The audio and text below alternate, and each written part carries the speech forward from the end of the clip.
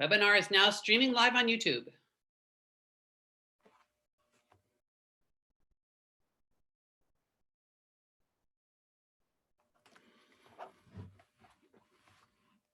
Okay. Hi, everybody. We're just getting ready to get started, so hang tight. Working out of some final technical nuances, and we'll be ready to start soon.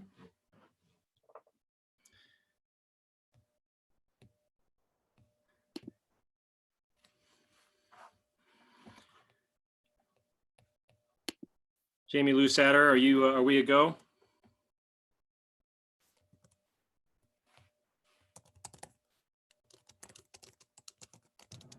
Ellen, did you say you saw the YouTube stream? I did.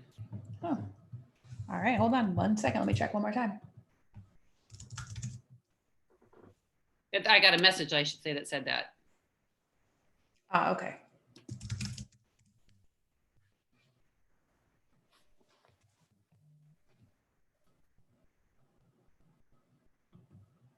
Yeah, I'm not seeing it yet, Jeff. It probably pushed the button, so we'll just give it another 30 seconds, then we can get started.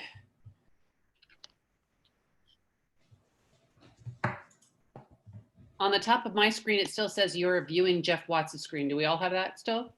I do. Yeah. Okay. And it says live on YouTube and recording. I just don't think it's refreshed yet on YouTube. Oh, I see. Okay. Yeah.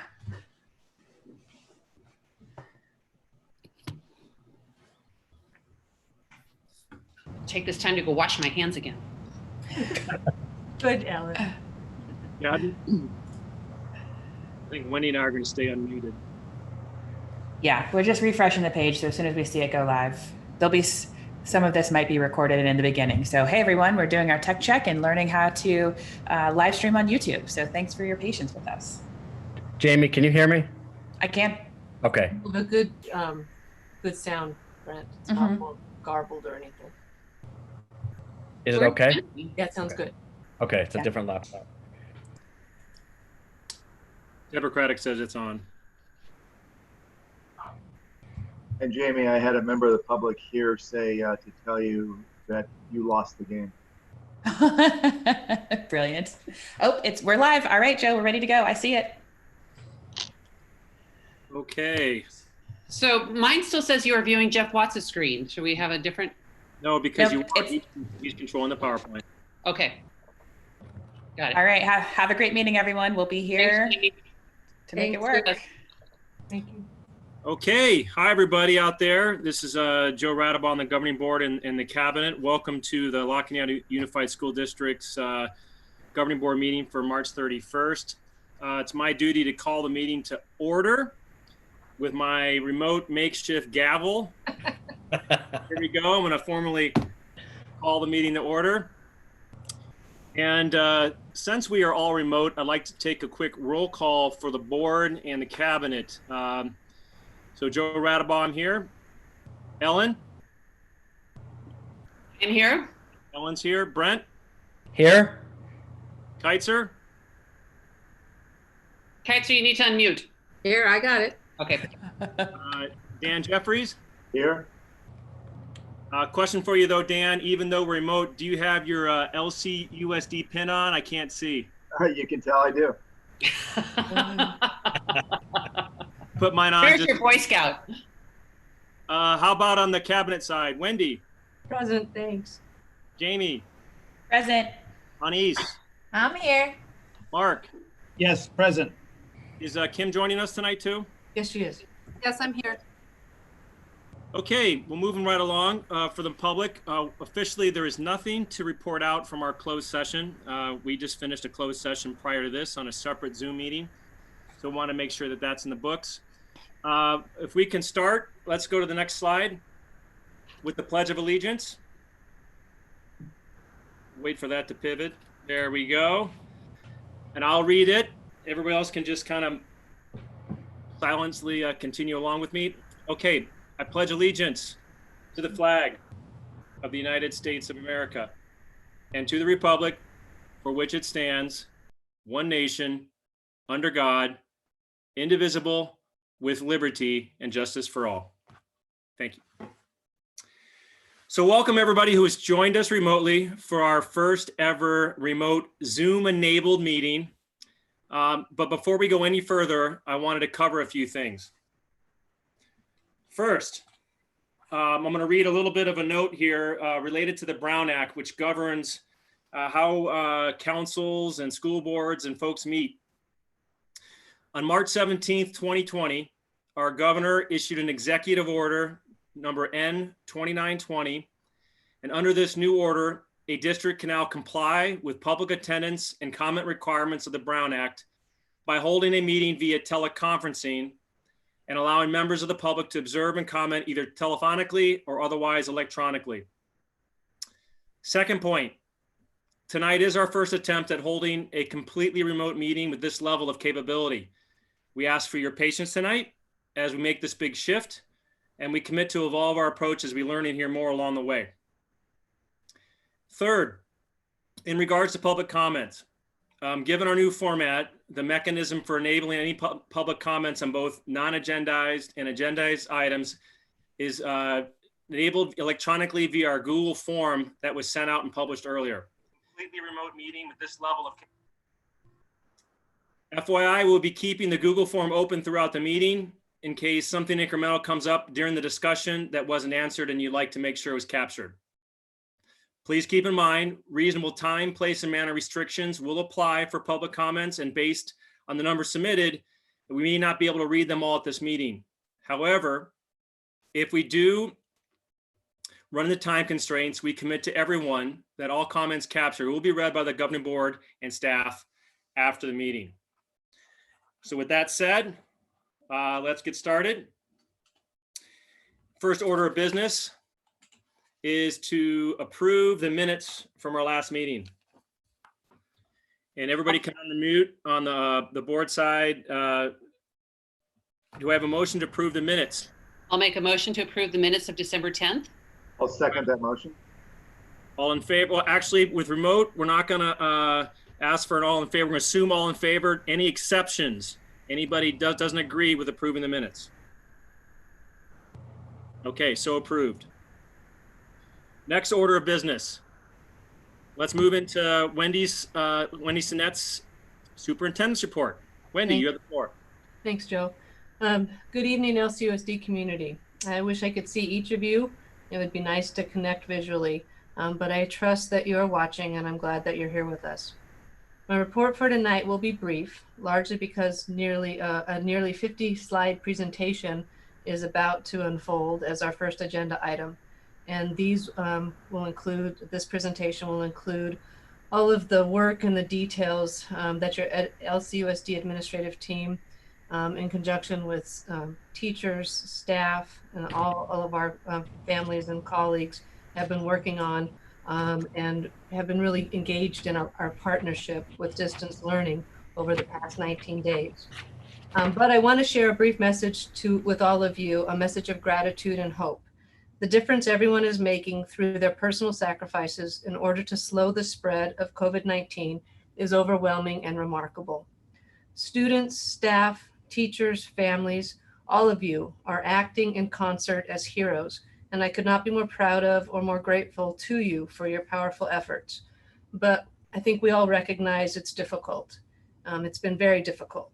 The world is turned upside down, and nothing that we know or trust is regular or routine. I know that the stay-at-home order, the transition to distance learning, the stress and the fear we face regarding the coronavirus is all profound. And it's matched by our passion and our commitment to health and well-being of those that we love, of our community, of our nation, and our world. Each of these are consuming and demanding, and they strain the fabric of our daily lives. But I have to rest assured that we will respond to all of these intense challenges with grace, patience, reasonableness, and hope. As a community, we will prioritize each other. We will preserve and protect one another. We will make supportive and flexible decisions, and we will be practical, knowing when to pivot as necessary. We'll maintain our core values as a learning community, which is to prioritize health and safety, personal wellness and social connection, also to prioritize empathy, And within the context of all of those, we will prioritize now more than ever that we are a learning community that will engage all of its resources and its ingenuity to deliver a meaningful educational experience to each precious child who is a part of our LCUSD family. I'm humbled by your excellence, your stellar nature as students, as colleagues, as families, and as friends. Together, I know that we are committed to ensuring that even in this time of crisis, we stand strong and are empowered to deliver to our children a new school experience, one that is innovative, substantive, and rewarding. LCUSD, we can do this, and I have no doubt of that. Thank you. Thank you, Wendy. My president's report will also be very, very short. In fact, I was going to punt altogether because there's so much else to cover. So really, the only thing I would add was how proud I am of our district's overall proactiveness and leadership on different fronts, whether it's the fact that we closed the schools as soon as we did because it was the right thing to do. If it's how fast we ramped up for distance learning, the staff, families, and others. We've really been a model across the state of California, actually. We've had a lot of phone calls in terms of some of the things we've done, and some of our content has been posted on statewide sites. So although not perfect, we are blazing the trails in several fronts. I also am proud of our collective commitment to evolve as we go. One reason we wanted to add some of the key topics tonight in the agenda item to focus on how we can get better and the things we're doing to address things you brought up. And then finally, I just want to call out the tireless effort of Wendy and the long days her and her staff they put in to lead us during this crisis. Was always impressed with what they've done to this date, but you really find out a lot about people and how they manage things during a crisis and the character that they have. And it's been nothing short of outstanding. And so I wanted to, again, recognize them and Wendy and her team for all of that. So with that, that'll end my president's report so we can get to the other pieces in business. I'm going to turn over. Mark, did you have anything in your report you wanted to take us through? I wanted to thank my team on the operations side who've pivoted and tried to manage all of the situations that have arisen, and at the same time trying to keep the district business going, both in the day-to-day operations and looking down the road. And I wanted to update you on some of the things that have been paused because of the COVID-19 response, but are still on the horizon. First of all would be our second bond series, which at our last meeting we had approved to sell the second tranche and refinance the bonds. But the volatility of the market proved to be too much, and we put the sale on hold, and we're monitoring that situation. At this point, the bonds have not been sold, and I'm working closely with the underwriters and Adam Bauer, our municipal advisor, as to when will be the best time to take that action. And we do have lead time to go and watch that market for the next 30 to 60 days. Public Works, there were a lot of things in the pipeline for the school to be working on. Those are essential projects, and we'll continue to work on those where we can. So there you may see work going on around the district. And some of that will be also just our crews doing their routine maintenance as well as cleaning of our facilities and stuff. And other agreements like the license agreement I had talked about being ready later this month has been put on hold as we turned our attention towards operating the cafeterias and preparing lunches on grab and go and things that have shifted our attentions, but they aren't off the burner altogether. Lastly, at our last meeting, we talked about the second interim and I presented the budget at that point. However, a great deal has changed in the last 3 weeks, and monitoring the potential budget impacts that may come up in the year ahead, even potentially in this year with some mid-year cuts, and then also monitoring both federal and state incentives and stimulus packages and how those will benefit us, because there will be some rough waters potentially coming up from the economic impacts of COVID-19. Okay, thank you very much, Mark. And again, for all the things you and your team have done to keep us afloat. I usually would have a student representative report, but we're going to skip that tonight. So we're going to move to section 8 of our agenda, chance to review the agenda. Do I have anybody that would like to resequence or add something that we didn't accommodate up front? None? No. Okay. Then we're going to move to opportunity for the public to address the board on non-agendized items. So I'm going to turn it over to Jamie, who's managing our comment board on the Google form. And I think we do have at least one comment that she's going to read, maybe more now, related to non-agendized content. Thank you. All right. Our first comment comes from David Haxton, community member. And this is what he wrote. I object to the school district installing fences and gates at the high school this summer without giving the public any opportunity to see the plans and comment on those plans. Fencing the elementary schools last summer was super simple compared to the complexities of the high school campus. Elementary students don't leave in the middle of the day without a parent arriving to pick them up. But at the high school, some students leave campus for lunch, some leave after 5th period because they don't have a 6th period, some walk to Hillsides for class, and some leave to take a class at a community college in Pasadena or Glendale. Other students don't arrive to school until 2nd period because they don't have a 1st period class. The student parking lot at the high school adds to the complexity of the fencing in the high school because students park at the south end of campus by the batting cages, at the north end of campus by Foothill, and at the west end of campus by the tennis courts. So there will need to be at least 3 gates to accommodate the students leaving and arriving in the middle of a school day. You'll presumably need to staff those 3 gates all day long to let students onto campus. The school district has never shown the public its plans for fencing the high school. The district recently published a legal notice in a newspaper soliciting construction bids to fence the high school this summer, but the fencing plans are not being made to the public until next month. Of course, it will be too late for anyone to have input. The school district needs to stop working in darkness, needs to be more transparent about its plans for fencing the high school, and needs to hold hearings to get the public input about the fencing at the high school. Thank you. And we have a second comment from Doris Lee, LCUSD parent, and her comment was, senior survey result, will that be released? And those are our 2 comments for the public. Okay, we're not, for those of you that don't normally participate in our meetings, we don't really have the opportunity to engage on these non-agendized items. So, so noted. Thank you, Doris and David, for your contributions there. And hopefully on the way, we'll be able to address some of those items in either future meetings or shortly hereafter. Okay. Dan has his hand up. Okay. You know, Joe, I was just wondering, I know since it is public comment, we can't engage in a conversation of it. But I think maybe if Mark just addresses to make it clear we're not moving forward with the major fencing project this summer, might relieve a lot of questions. Okay, Mark, if you wanted to say anything real quick to... At this time, we are preparing to go for a project. We presented things to the board. We're kind of getting things ready for DSA, but we have the full presentation to still go to the board. So we've talked at the previous board meetings. We've discussed it with the site administration, and we're continuing to be in the design process and getting recommendations and approvals from the Department of the State Architect, Division of the State Architect. But we haven't actually gone and brought it to the full board.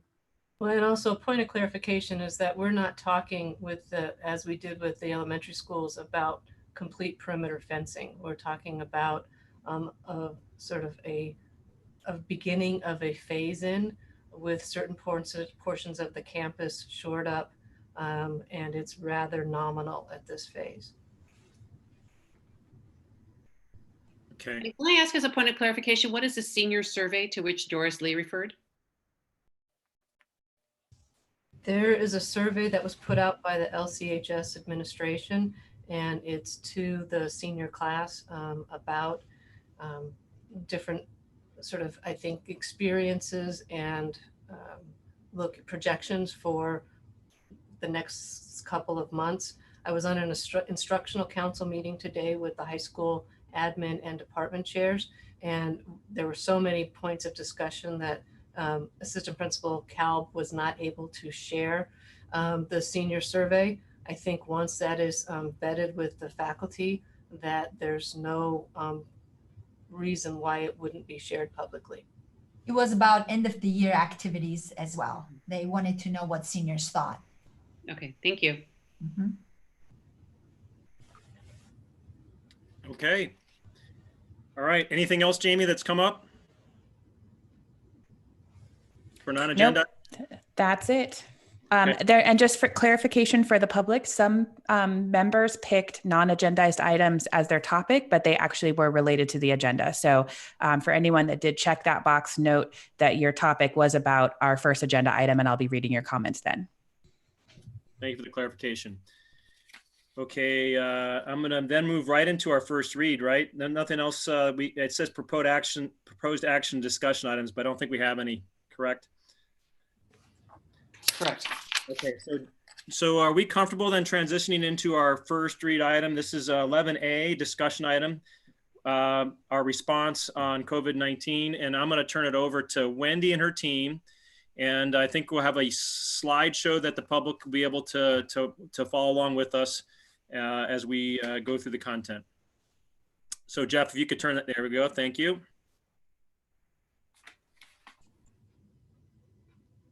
Okay. Thank you so much. We're really pleased to be able to report tonight to the community a really comprehensive look at our response to COVID-19 since the board determined to engage in school closures, which went into effect on Friday, March 13th. Next slide. So to start out with, we want to paint a picture to the community about how this agenda item will be structured. So these are our objectives that we'd like to share with you. First of all, we will update the board and the public on our response efforts. We think that this approach will be extremely comprehensive with a report from every cabinet member's departments, school site reports, and also service area reports. We're happy to engage in a very in-depth discussion of the challenges that we still face and the work that we're prepared to do over the next over the length of the school closures. And we are happy to discuss comments that are raised from the public after the presentation. We hope that we'll be able to answer most questions just as a matter of course throughout the presentations. And if that's not the case, as Joe stated initially, we'll be mindful of the Brown Act provisions regarding reasonable time, place, and manner. And the comments, if they're voluminous, will be restricted in relation to public comment, but all comments will be reviewed by the board after the meeting. We're just so grateful to the community and hope that this comprehensive look at LCUSD's response to the pandemic will allay concerns and also help us to continue our partnership in this work. Next slide. So let's begin. The departments that will be presenting tonight include all of the following. You'll hear my superintendent's report. We'll then move into the educational services report. This will be led by Associate Superintendent of Ed Services, Anna East-Wen. She will also have Executive Director of Special Education, Dr. Derek Horry, presenting. For the site reports, all of our site principals will be present and available to share with the public the work that's being done at the school sites. And then we will have an update on programs and services by Director Karen Hurley. In personnel, Dr. Craddock has been extremely busy and she'll give a personnel update. The next three sections, business services, food services, facilities, and maintenance, will all be handled by our Associate Superintendent of Business and Administrative Services, Mark Evans. And then finally, our CTO, our Chief Technology Officer, Jamie Lusatter, will present for the Technology Department. Next slide.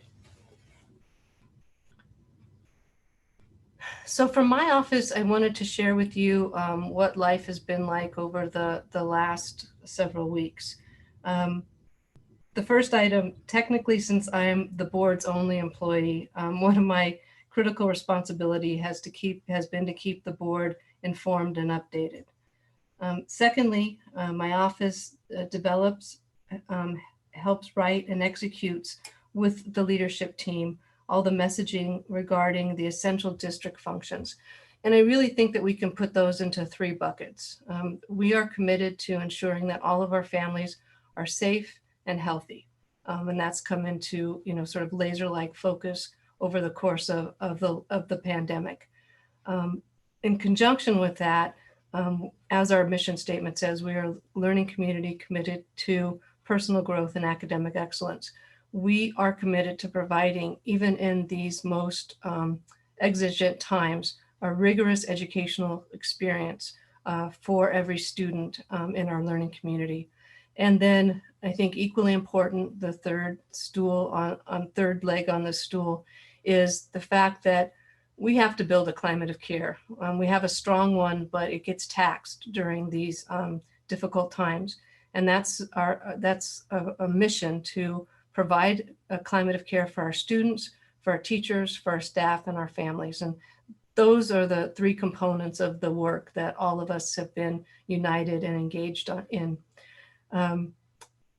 Because we're a relatively lean staff, I prepare all of the communications that go out to parents, teachers, staff, and students district-wide.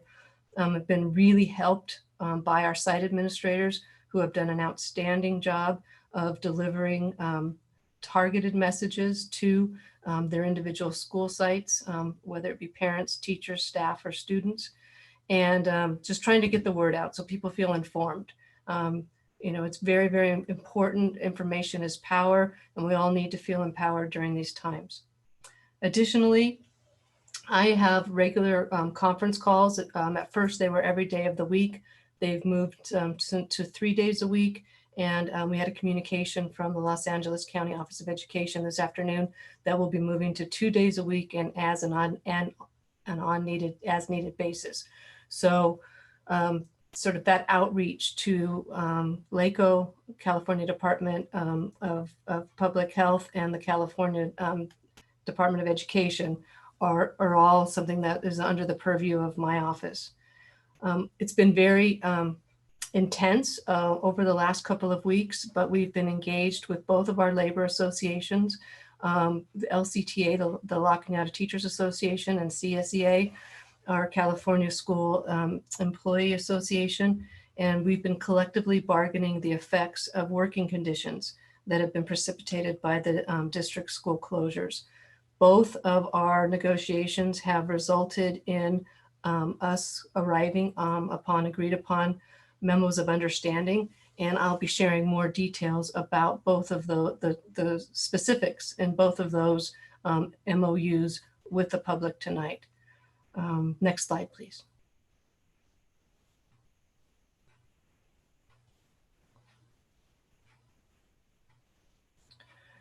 So as I did in the intro, these are all the departments that we have been working diligently in. We've identified essential staff that has to report to the various sites. So we'll give a little bit more information on that. But most of our staff and most of our personnel are working remotely. And there are challenges with that, but we see silver linings in terms of exploring new territory and learning new things and doing that collaboratively and in a spirit of service delivery, making sure that teachers feel supported to do the essential work of educating our children in distance learning. Also from my office, I've sort of taken the lead role on health services. I will personally report to Los Angeles County Office of Education and Public Health regarding any potential or confirmed cases of COVID-19, sorry for the typo, that take place within LCUSD. Next slide.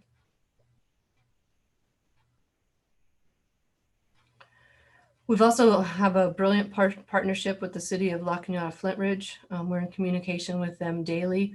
We're sharing emergency response updates and really staying connected with them in our joint work to provide for the needs of our entities within the community. And then as Mark alluded to, there's still the work of the district that continues.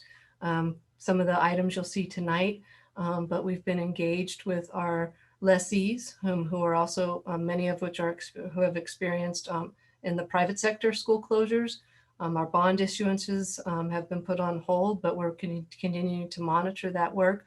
But on the bond front, we still have construction and design projects that are rolling forward. For example, we've been working with our parents who are our Solidin neighbors over at Palm Crest, as we look at potential impacts of the projected construction that will take place there. We are in permit application season, so those continue to come in, although they typically are doing so by being left at the front of the district office, which is closed to the public. But because we are reporting every day, we are picking up those permits, and most of them are being mailed in. Deborah Craddock will report on hiring, because this is peak hiring season and we can't let that go by the wayside, because it's important to get out early to secure the best possible new employees to our district in their areas of expertise. Budget planning becomes essential during this time. We're in constant contact with the La Cañada Flint Ridge Educational Foundation with regard to summer school and the extended school year program that the district houses for our special education students. And we continue with the work that is so important on wellness, diversity, equity, inclusion, and the many faces and components that entails. Next slide, Jeff, thank you. So I think that this will present some of the crux that the community is really interested in hearing about. So I want to share with you the highlights of the agreements that we reached with both our LCTA colleagues and our CSEA colleagues. So I'll run through these highlights and then some essential questions. But I would imagine that if we don't address some of these questions throughout the course of the presentation, much of the public comment will be related to some of these details. So first off, my thanks to the LCTA bargaining team that was comprised of Sue Cronin, Mandy Redfern, and Barb Drange. It's really important that as we move into these challenging working conditions, that both parties are engaged in detailing what the effects of the working conditions are and how will we continue to support their members and our staff as we move forward. So it was agreed upon that the work environment should be remote and flexible. And then there was a lot about teaching and learning that was under discussion. We have engaged with in an agreement to transition to progress through the curriculum and ensure grade level and course completion. So up until this point, we have been working with our instructional delivery and distance learning. It has been to provide enrichment. It has been to provide remediation. And in some cases, teachers were moving or progressing the curriculum. But now as we look to potentially extend our school closures in time, it's important that we have a concrete plan and the capacity to progress the curriculum, have participation with the lessons be mandatory, and to provide grades and accountability with regard to what the instruction is that is delivered. So to facilitate this, teachers need some support. They are, as much as I hear from parents about the challenges that distance learning provides or that the homes are facing, we also know that our teachers are engaged with their families and really working hard to find that. There's no balance, I don't think, right now, but trying to find everything's merged. In the home is your work life and it's your family life. And so our teachers have really been working around the clock to deliver instruction and to engage in really the necessary self-care and family care. So to switch to the distance learning, on April 3rd, the day before spring break officially starts, and April 13th, the Monday after the official close of spring break, those will be non-instructional teacher preparation days. Teachers will use that time to plan and prepare for our transition to required participation in lesson design and in graded assignments. Thereafter, beginning on April 17th, every other Friday throughout the school length of the school closure shall also be a non-instructional teacher preparation day. And we felt that this was really critical because of the planning and preparation that our teachers are undertaking to ensure that there's a robust and rigorous educational program being provided to our learners, and to ensure that they have the time to deliver the instruction, do the grading, do all of the prepping and planning, so that at whatever point we return to school, or if we're in a position where we need to close out the school year, we will be able to vouch for our curricular delivery. We will be able to have moved our students all the way through the course sequencing and work, and be able to promote kids to the next grade level, and to ensure that the next course sequence, that the kids are prepared for that. This is new territory. We're very excited about the opportunities, and I'll talk a little bit more about some of the challenges that we face with all of this, but I want to deliver to you real quickly the CSEA Memo of Understanding highlights, which is the next slide. So with our CSEA colleagues, we have signed an MOU. We're looking to update that MOU because it has an expiration date that comes up within a little bit.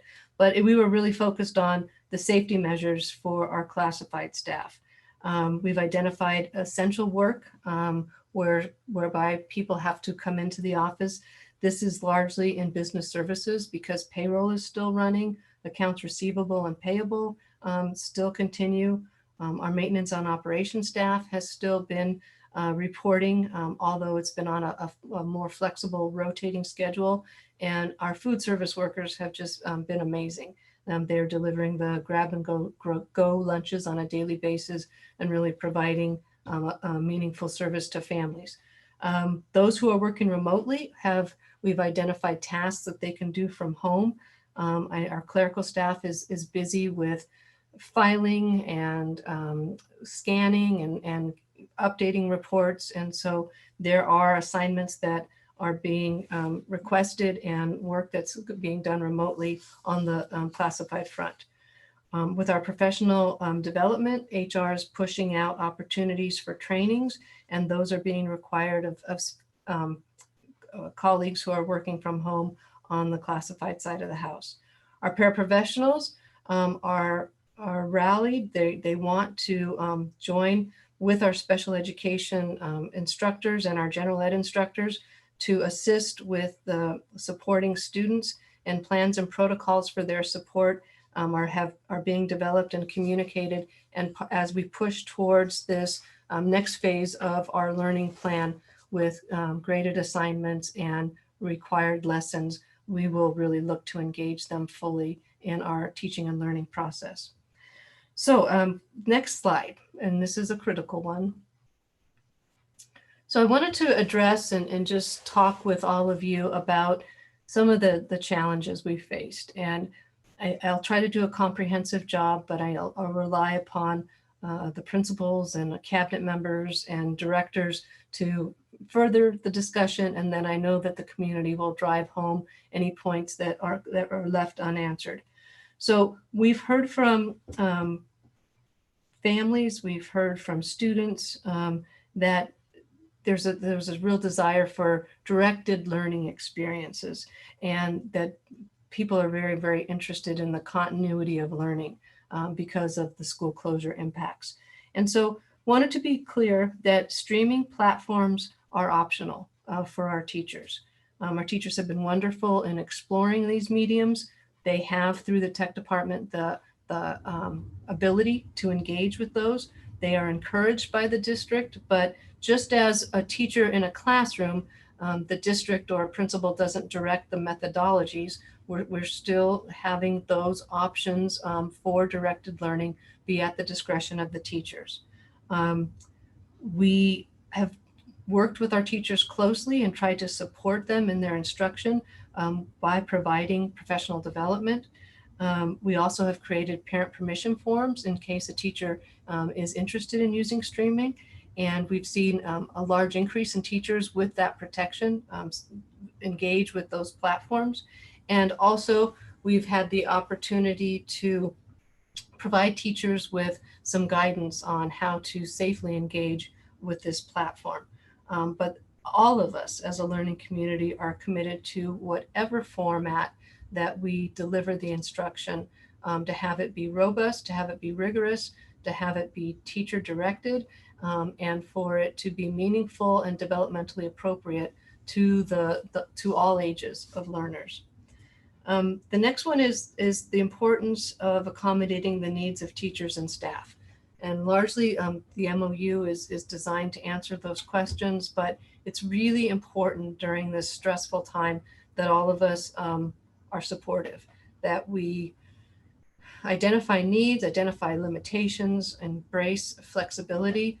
And so we're really trying to reach out to our teachers and our staff on a daily basis to hear how they're doing, what their needs are, and what supports we can provide them as we go forward. They're on the front lines with our students and our families since the learning is taking place at home. So it's just really critical that all groups are having their needs heard and that we're responding to those. The next important area of concern is partnering with our parents. So as we move into this new phase, there's some shifts that'll take place, and we'll send out an email prior to the end of this week that will delineate all facets of this learning model and the requirements and all of the expectations. But accountability and deliverables will become key. In this new setting, there's no ADA. ADA stands for average daily attendance. We are not taking, by period, by course, morning attendance at the elementary levels. But teachers are really, and participation has become mandatory.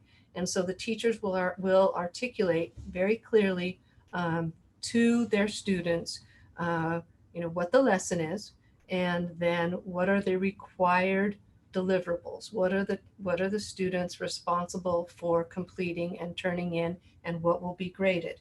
And as students participate in those activities that are required for grades, the teachers will be recording those, and that's how we will determine student accountability and participation.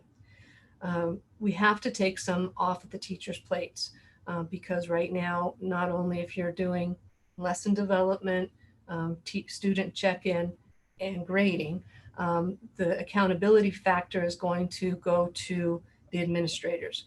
And so if a teacher has a student who is not participating, at this point, we can't know why. And so that will be, they will report that to an administrator, their site principal, and the site principal will divvy up the work. All administration will be personally contacting parents whose students are not participating to share with them what's missing, what the areas of concern are. And counselors will also help in this work, but reaching out and determining family circumstances. We need to partner with our parents, it's essential, and we need to help our teachers ensure accountability. And so that personalized outreach will take place on all fronts by administrators and where appropriate by our counseling staff. Clarifying and adjusting the approach to grading. So with our grading, there's a lot to figure out. The first piece that I wanted to share with you is that there is a recommendation from the California Department of Education, and that recommendation has been embraced by the district and by the Teachers Association. And essentially it says that all assignments, activities, projects, and assessments that a teacher determines to be required and graded shall only enhance a student's grade and shall not be punitive. No third quarter grades or progress reports shall be issued. So I think this becomes essential, or something that is of greater concern as we look at our secondary students, as we look at our students in grades 7 through 12. And so the grade book has, people are able to log in. They've been able to see progress that was earned through March 12th.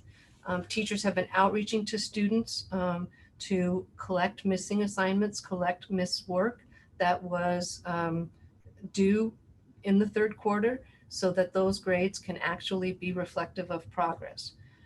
The next step will be to hold confirm where we ended up on March 12th. And we have that. And then we will continue to grade required assignments. And those grades will be used to demonstrate progress through the curriculum. And they will also be used to augment grades that were earned as of March 12th. In a meeting today, there were excellent questions by staff members. Teachers' grades will reflect authentically the level of student progress. So if you are a student and you're at an A and you have this work that you're doing, if you're not, you'll be graded accordingly. If you're continuing to deliver A work, that will be communicated to you.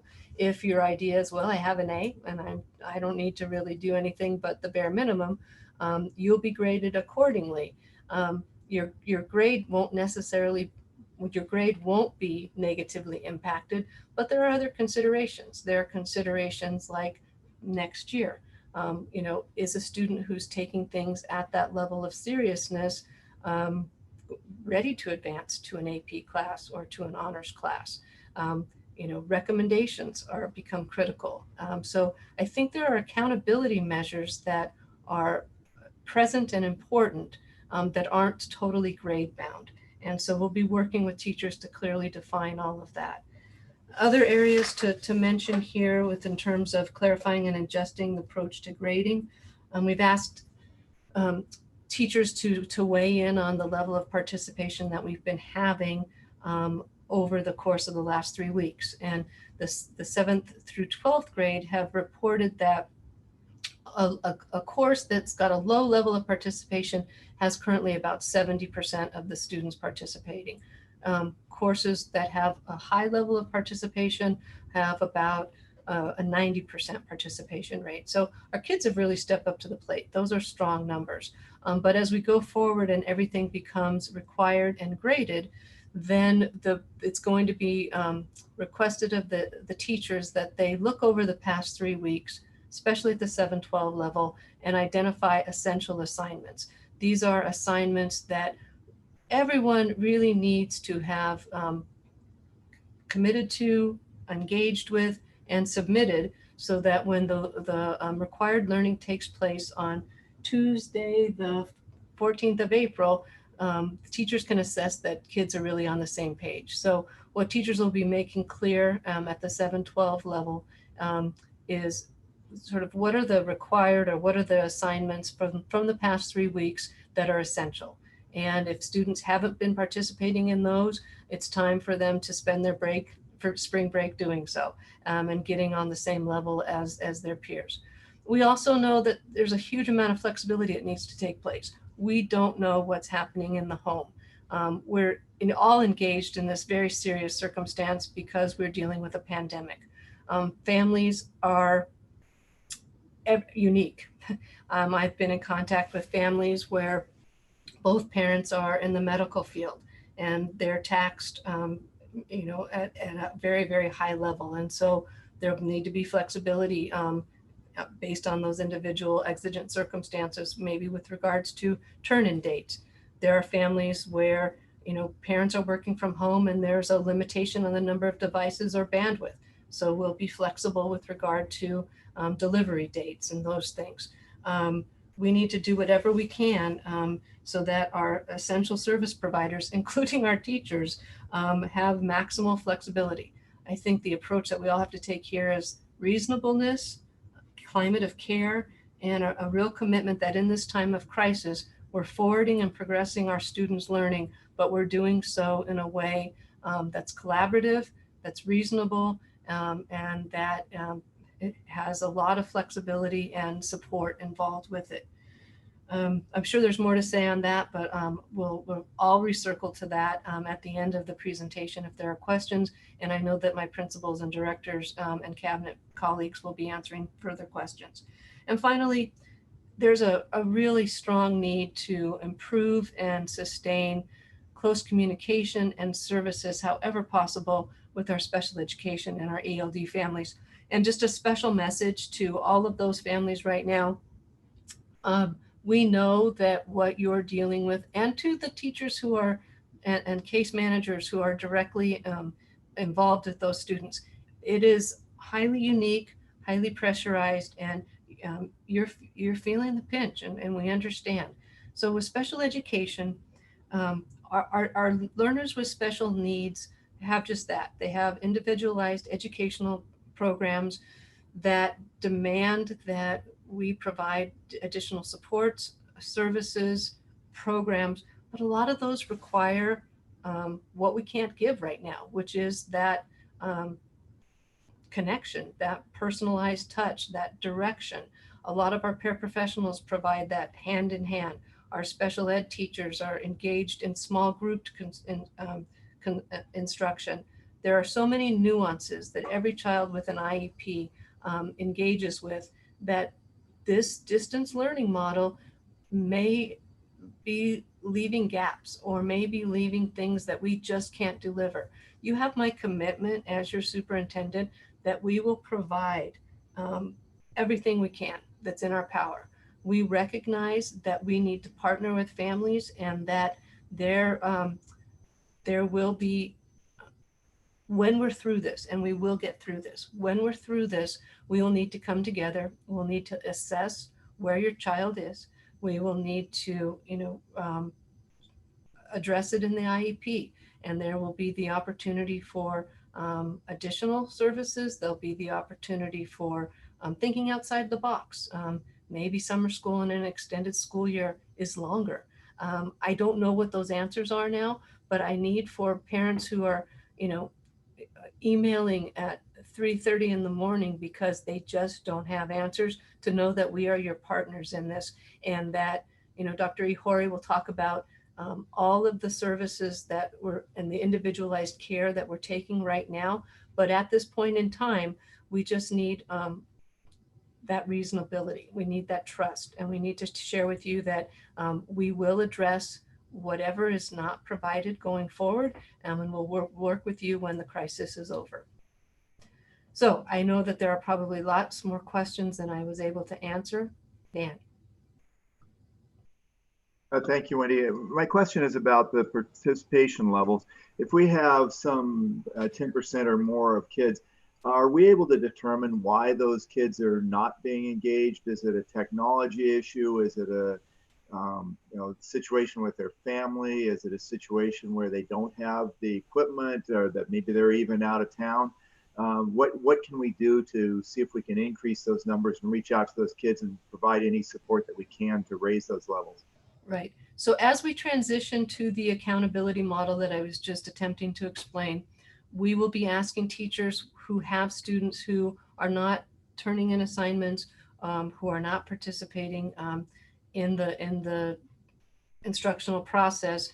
We'll ask teachers to let their principals know who those kids are. At that point, it will be incumbent upon administration, hopefully in concert with our counseling staff, to reach out to those families. Once we make that personal contact and have that dialogue, we can then sort of work on problem solving on an individual basis. Is it a device that we need to provide? Is it that family members are sick and there needs to be accommodations made in terms of turn in or time? What is the situation, and how do we best address it in order to support the student? If it's that learning has not been required for the last 3 weeks, so why am I going to do it now? It'll be talking with the student and saying, we're in a new phase of this learning experience, and it's finding the supports to make sure that the work gets done, and that the student recognizes the importance of course completion, and that the assignments are now being graded. And just one follow-up on that, and that is, for the families that do need technological support, are we as a district able to assist them with either hotspots or devices or anything else they might need if it is a technological problem? We're in a very fortunate situation in La Cañada that most of our students already have equipment from our Chromebooks, and they already have hotspots and Wi-Fi at home. But is our district ready and able to assist if needed? Jamie, jump in. Oh, I'm sorry, Wendy. That's fine. Jamie's better equipped than I to answer that. Hi. Yeah, we've been helping families that reached out starting the first week before we shut down schools. We were prepping, handing devices out to staff and students, and we've been continuing to do that over the last 2 weeks. So requests have been coming in and we've been meeting them as they come in. And with regard to hotspots, I know we ordered some and we've been giving those out. I also know that there's a shortage, so that if the demand increases, that might be a shortcoming that we don't have an answer for. Yeah, for some families have been able to get free internet through Charter. And so that was an option. And then others, we were working with them to get hotspots. Thanks, Jamie. And Wendy, I think your approach here that you've nailed down, that administrators will be the backstop to teachers who have some problems by exception with student engagement, and digging into those levels in a compassionate and relevant way is going to be the right approach. So handing that off to the site administrators to kind of work through that, even though it's going to take some extra time, it feels like that's the right way to go. And we'll learn. I mean, this is a new phase of our distance learning. And, I just have to tell people that we're trying to make informed decisions. We're trying not to be reactive. We're trying to be supportive. We want to be flexible. We want to listen and be responsive. We know that that's challenging across the board. And it's our job as a district to individualize our supports as best we can. And that's, just hats off to our teachers who are doing just an incredible job and being so responsive and hit the ground running right out of the gate.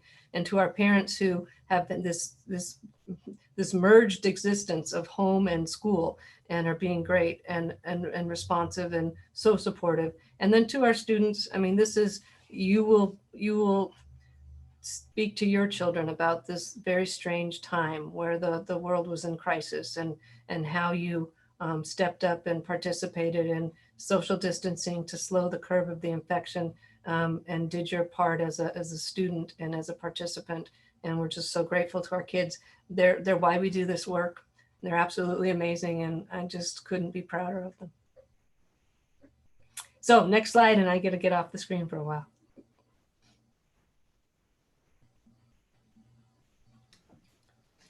So at Educational Services Department, we have been working very closely with our principals and our directors, both for special education and programs and services, to make sure teaching and learning is happening even though we're not physically at school.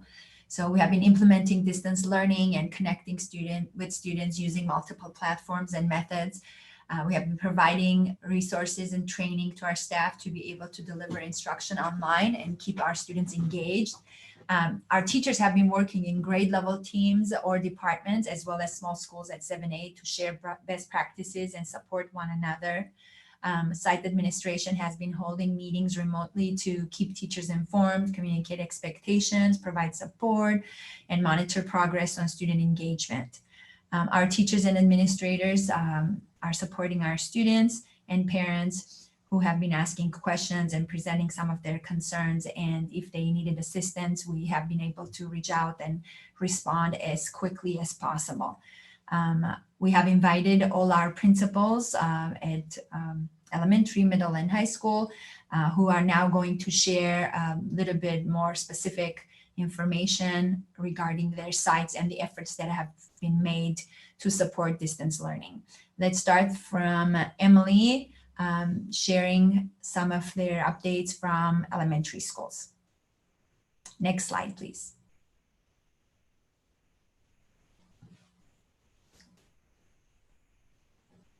Emily.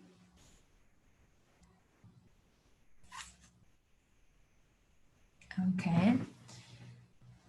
Jamie, can we tell if we are able to connect with our principals? I think we are working on it right now. Can you hear me now? Yes, we can. Okay. Hi, Emily. Thank Hello. you for being here this evening, hon. Thank you for having me. And Corey and Carrie are going to need access as well, Jeff, when you get a chance. Perfect. The elementary principals regularly meet, and one thing is certain, we are very proud of the efforts of all of the elementary teachers when it comes to distance learning. They had a short time to plan and learn before we jumped into what I like to think of as the online learning swimming pool on March 17th. And since then, teachers have been helping one another stay afloat and even swim to the deeper end of that pool. Like our families, many of our teachers who are working from home are also parents and need to support their own children with anything from distance learning to potty training. In our weekly meetings with teachers, principals have listened to their needs and celebrated their successes. Witnessing their collaboration, problem solving, and even tips for where to buy eggs has really been a wonderful thing. We try to schedule these grade level meetings around the teachers' office hours that they have reserved for their communication with parents and students. And we even try to meet during the nap times of the toddlers involved in our families. We sometimes witness things like you're witnessing, slow Wi-Fi, disruptions, or other roadblocks during this time of distance learning. But with that said, our teachers have been working around all of those roadblocks to provide a variety of learning opportunities. And I want you just to consider the role of the elementary teacher. They are planning for multiple subjects every day. The most popular platforms for pushing out activities and or monitoring student understanding are Google Classroom, teacher websites, email, and Seesaw. Google Classroom is preferred in the upper grades since many of our upper grade teachers were already using it before the school closures. Video recordings are a popular and convenient way for teachers to connect with students. Screencastify, Seesaw, Padlet, and Flipgrid have been proven useful platforms for this. Principals can monitor student access to learning because the teachers include us in their online classrooms and their regular communication with students and parents. Ways that we will continue to grow in this experience include continuing to find ways to connect with students because seeing each other fills a void on both sides. Monitoring students and reaching out to students and families of those students who are not accessing these learning opportunities regularly will become even more important when we transition to required distance learning. We understand that online learning takes tremendous discipline, and we do need to rely on the support of the adults at home to create the spaces for our younger students to work, schedules for them to maintain routines, and check-ins to ensure that they are completing and turning in assignments. Corey, do you have anything to add? Yeah, sure. I think as many of folks have said tonight, the distance learning is indeed a learning process for all of us. It's for our teachers, our administrators, parents. I think everyone's working diligently and collaboratively, and certainly our teachers are working with their grade level colleagues to provide consistent learning and work expectations. And there is, and I believe continue to be, a learning curve to a distance learning platform. And teachers are taking advantage of the lessons provided by, I would really have to say, just one of the best technology department in the country to support and enhance their distance learning endeavors. And I really want to thank our tech team for that as well. And all of us are learning more and more each day. And while we miss our students tremendously, we are thankful that they also have great families and parents who care so much about them and their education. So we thank our parents, and we appreciate the efforts of our teachers, our parents, most of all our students who are committed to give their best each and every day and really to pursue academic excellence in their new learning environment. And I know earlier, speaking with Mrs. Blaney and Mrs. Hetzel, all three of us just cannot be more proud of our students and our teachers and our parents and everyone's hard work and collective effort here together. So I want to thank everyone at this time for that. And I know Carrie has some words to talk more about special ed effort coming from our special ed teachers. Yeah, thanks, Corey. Yeah, I know all of our special ed SDC teachers are connecting with their students and their families and continue their learning to support their students socially, emotionally, well-being as well. Our RSP teachers are working with our classroom teachers and students to help facilitate their learning remotely. Our OT and PT speech teachers, all of them have been connecting with their families and students so they can continue their work. Our psychologists and school counselors have been connecting with students. Everybody's helping out. I know our counselors have been sending out lessons, specifically SEL lessons, the social emotional learning, to the students so they can continue that work that they started with the students and help our students as much as they can, especially during this time of uncertainty. I know everybody's been working really hard just to help our students and do everything we can to, in this new time. And the teachers have been wonderful helping out. They've stepped up and just got right to work. It's been really great. And Jeff, could you advance to the next slide, please? So the next slide shows you some of the new things that we've been trying on the elementary end, including Google Classroom, Zoom, Seesaw, and Flipgrid. Those are all labeled there for you to look at. And like I said, some teachers have been using these platforms, but most teachers are brand new to them. So we're really proud of their efforts. And if you go to the next slide,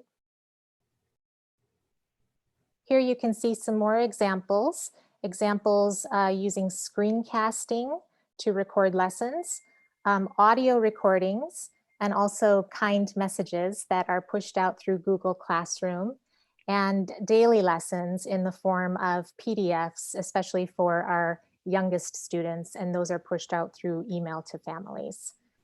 And I want to thank you. And with that, I'll pass the mic back to Anais. Thank you, Emily, Corey, and Carrie. That was great, giving us update about what's happening at the elementary level. Now I ask that Dr. Gold from 7-8 share some updates. Jared?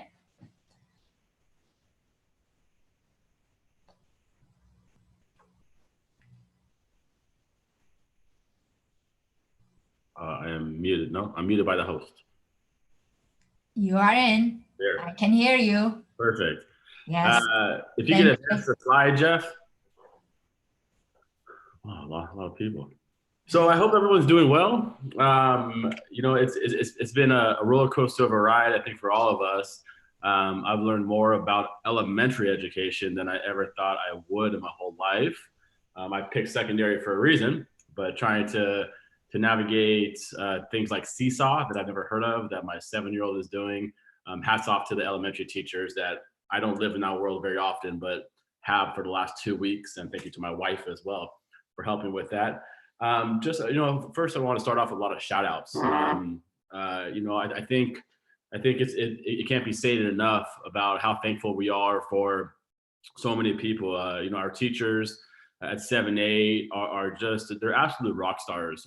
Just to see how they dove right in on that Thursday afternoon or Friday when they had time to start planning to where they're at now, to a whole new kind of way of providing instruction.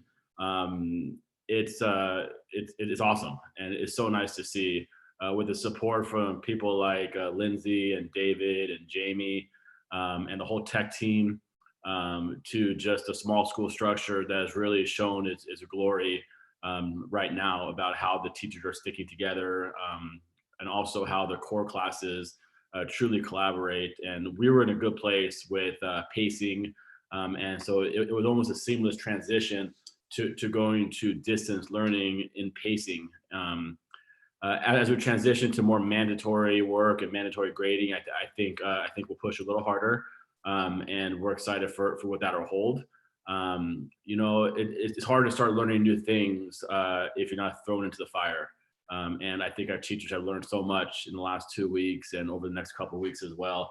And also a shout out to our parents for becoming teachers. A lot of you guys didn't sign up to be teachers, and you have become teachers. So thank you for that. Thank you for the positive emails and positive feedback that I've gotten from many of you about our teachers, about our counselors, and about our district and site administration. Also our students. Our students are doing amazing. If you see by that slide right there, our core classes are averaging 90% participation. Some up to 97, 98%. I think it was Miss Alardina reported she had 162 students in the class, and 158 did the work. I'm not a mathematician, but I know that's in the high 90%. And that goes through almost every core class. Electives are showing a lot of the same stuff as well. About 90% participation in things like graphic arts, band and orchestra. Jimmy Myers is doing demos and then having the students record it and send it back to him. At medical biology with Miss Warner.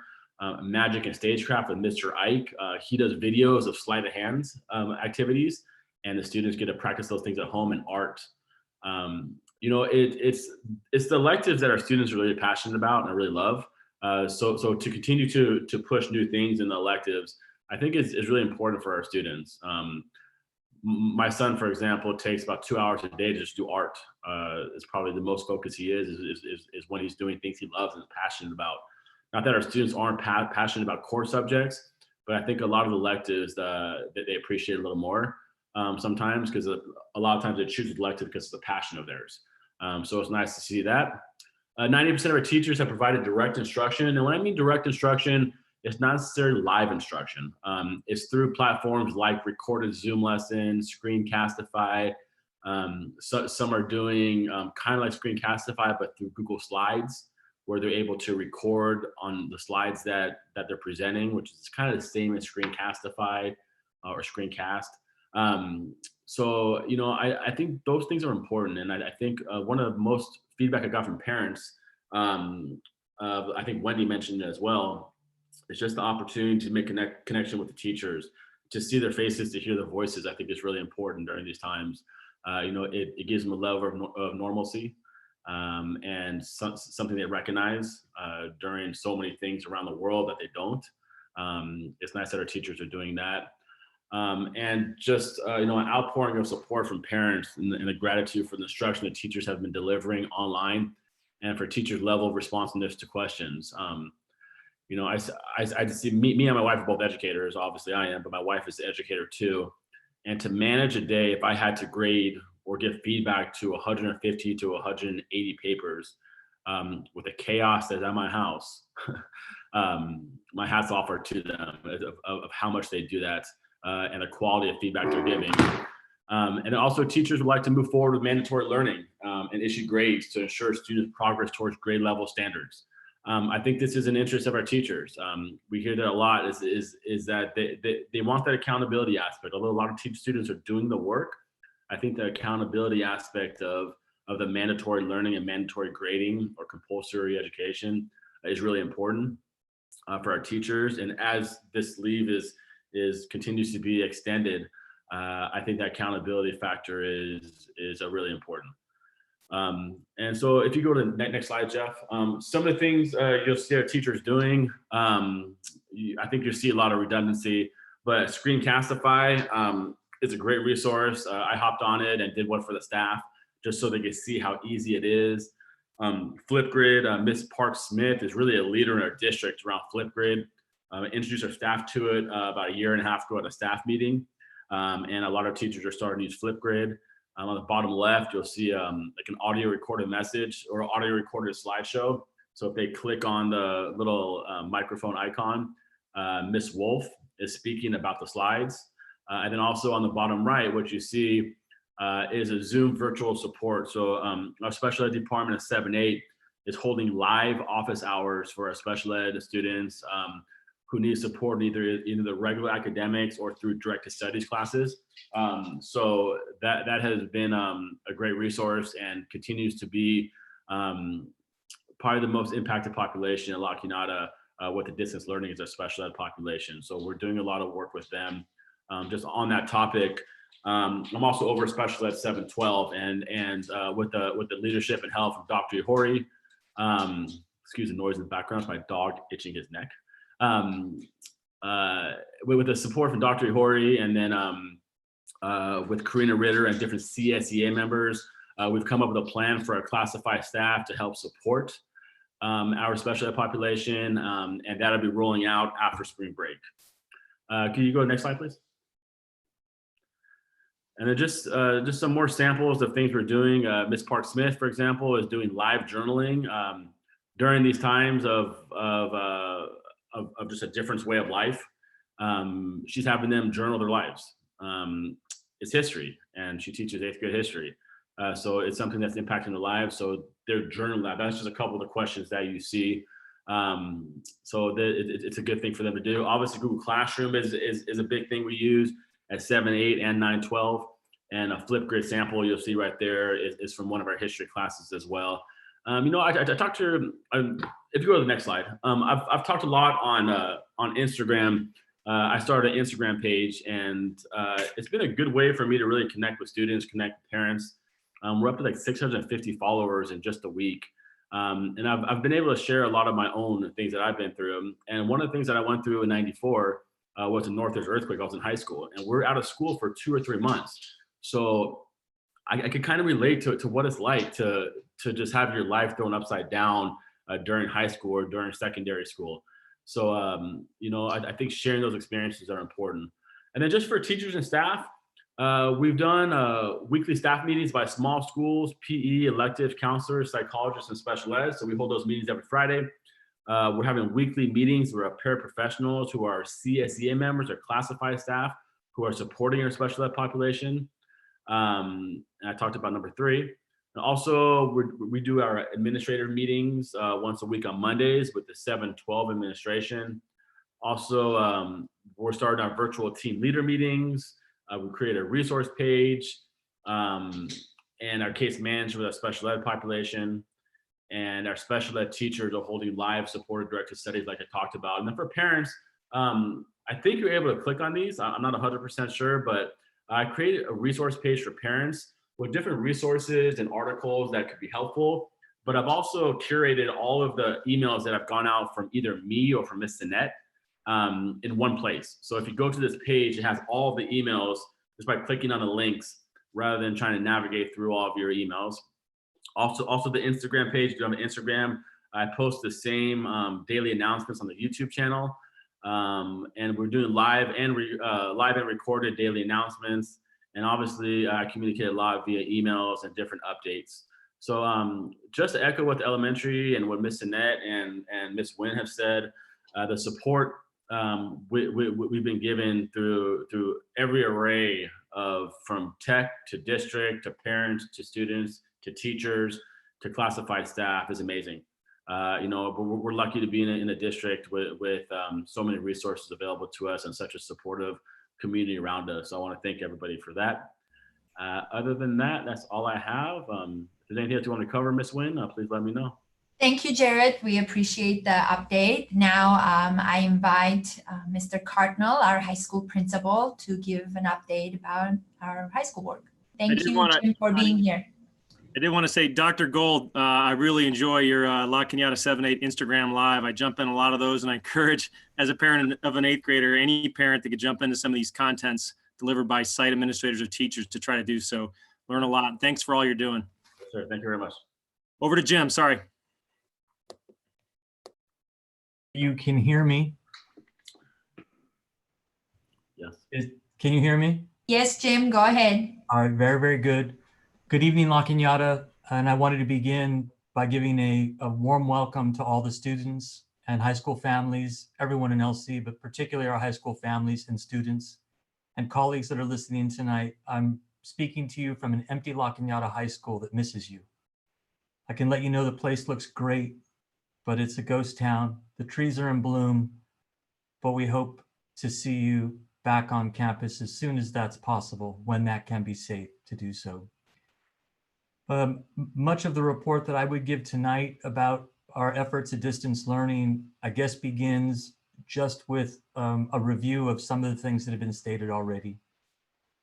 From the opening on St. Patrick's Day, the 17th of March, that was a Tuesday, up through this coming Thursday, our teachers have engaged our learners with learning activities that in essence are in 3 domains: enrichment, remediation, and reinforcement review. Some teachers have elected to define enrichment, particularly in our advanced placement honors and advanced classes, as moving the curriculum forward, while other teachers have elected to enrich and review items that have already been learned. Our teachers are doing a terrific job of engaging learners. While you'll see in the slide that is in front of you right now, or will come up in a moment, that we have a very high degree of participation, that participation also is varied by the kind of class. We're certainly seeing very, very high levels of student engagement in advanced placement honors and advanced classes.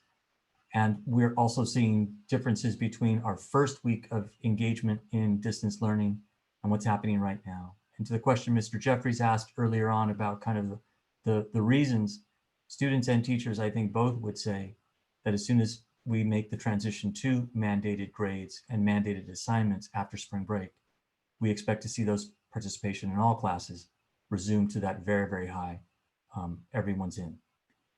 Our teachers are using primarily Google Classroom to deliver instruction, are conducting online office hours, either through Google Hangouts, Google Meet, meetings, or conducting it through email, doing the comment feature through Google Docs, where people are getting students are getting feedback on writing.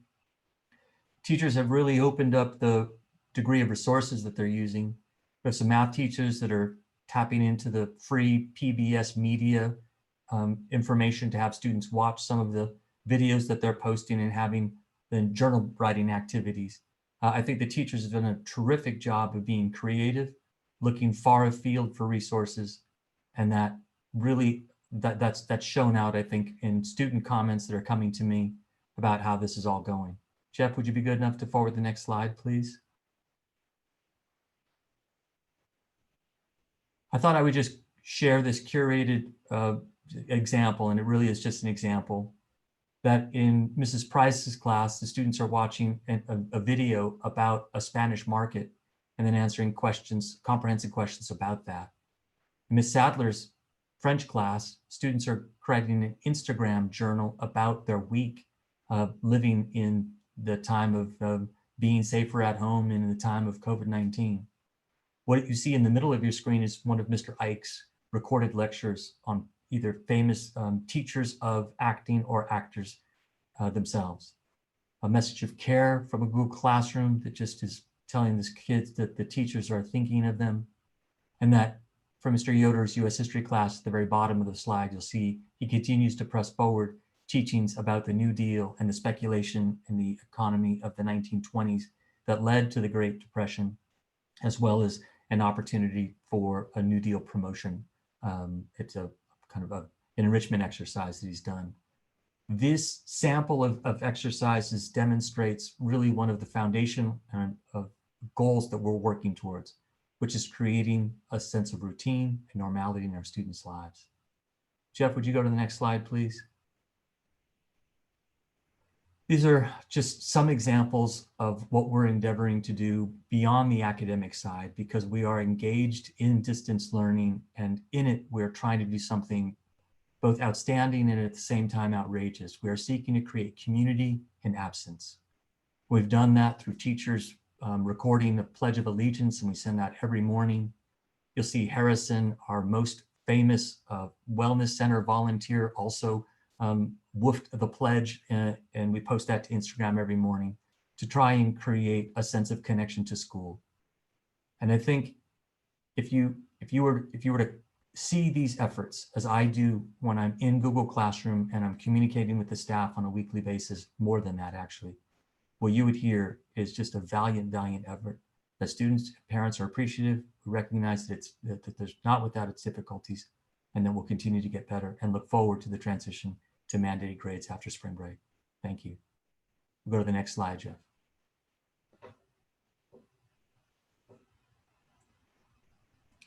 This is just an example of, again, some of those things that I think have already been spoken about. Since we do have a lengthy presentation, probably be best to cede this time to one of my colleagues who will continue to speak about other aspects of distance learning across LCUSD.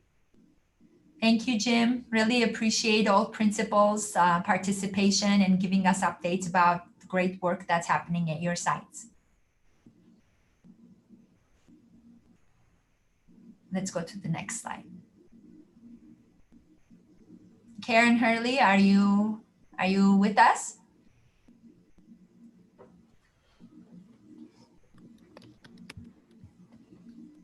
Hi, yes, I am. Good evening, Hi, everybody. Karen. Welcome.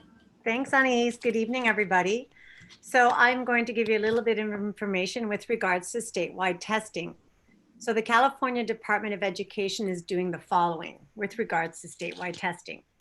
The California Assessment of Student Performance and Progress, otherwise known as the CAS, for the 2019-20 school year has been suspended.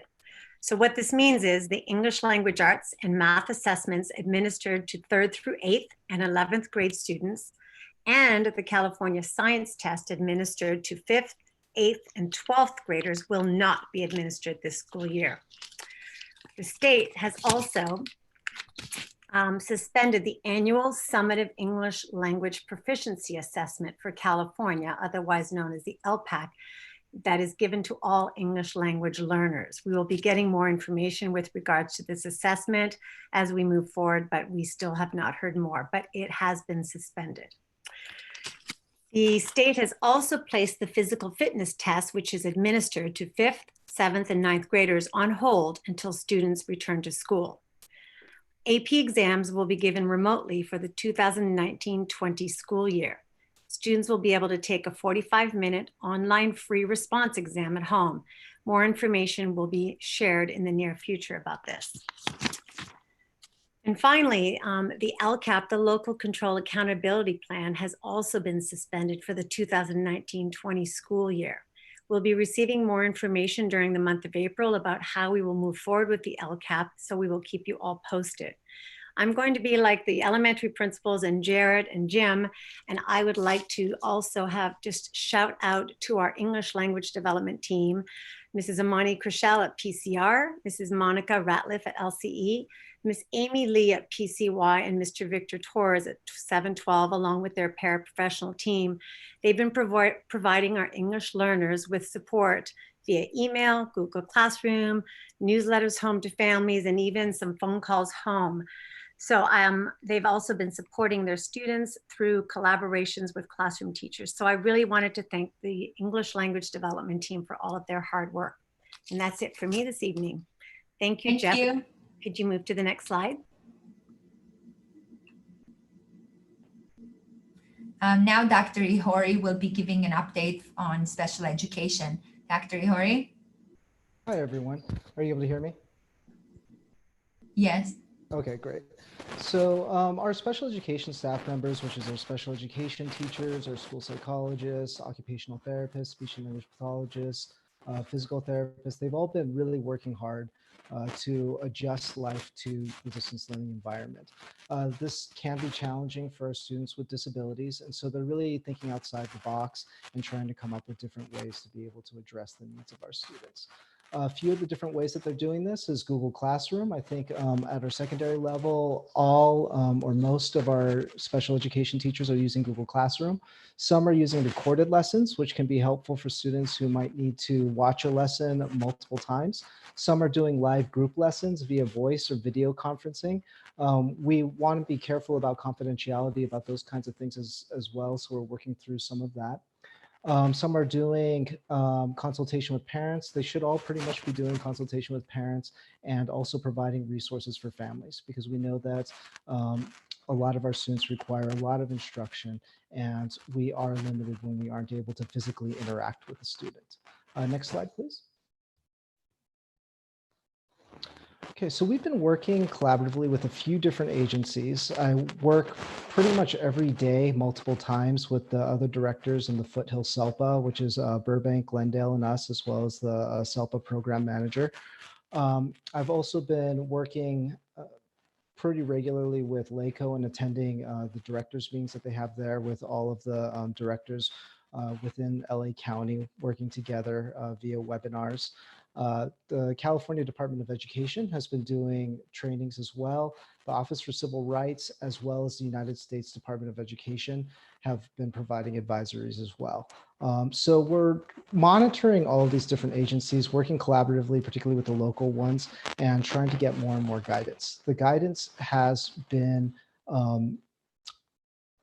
scarce in the past couple of weeks. There's another CDE webinar that's going to be happening on Thursday that I'll be participating in, so hopefully we can get some more information.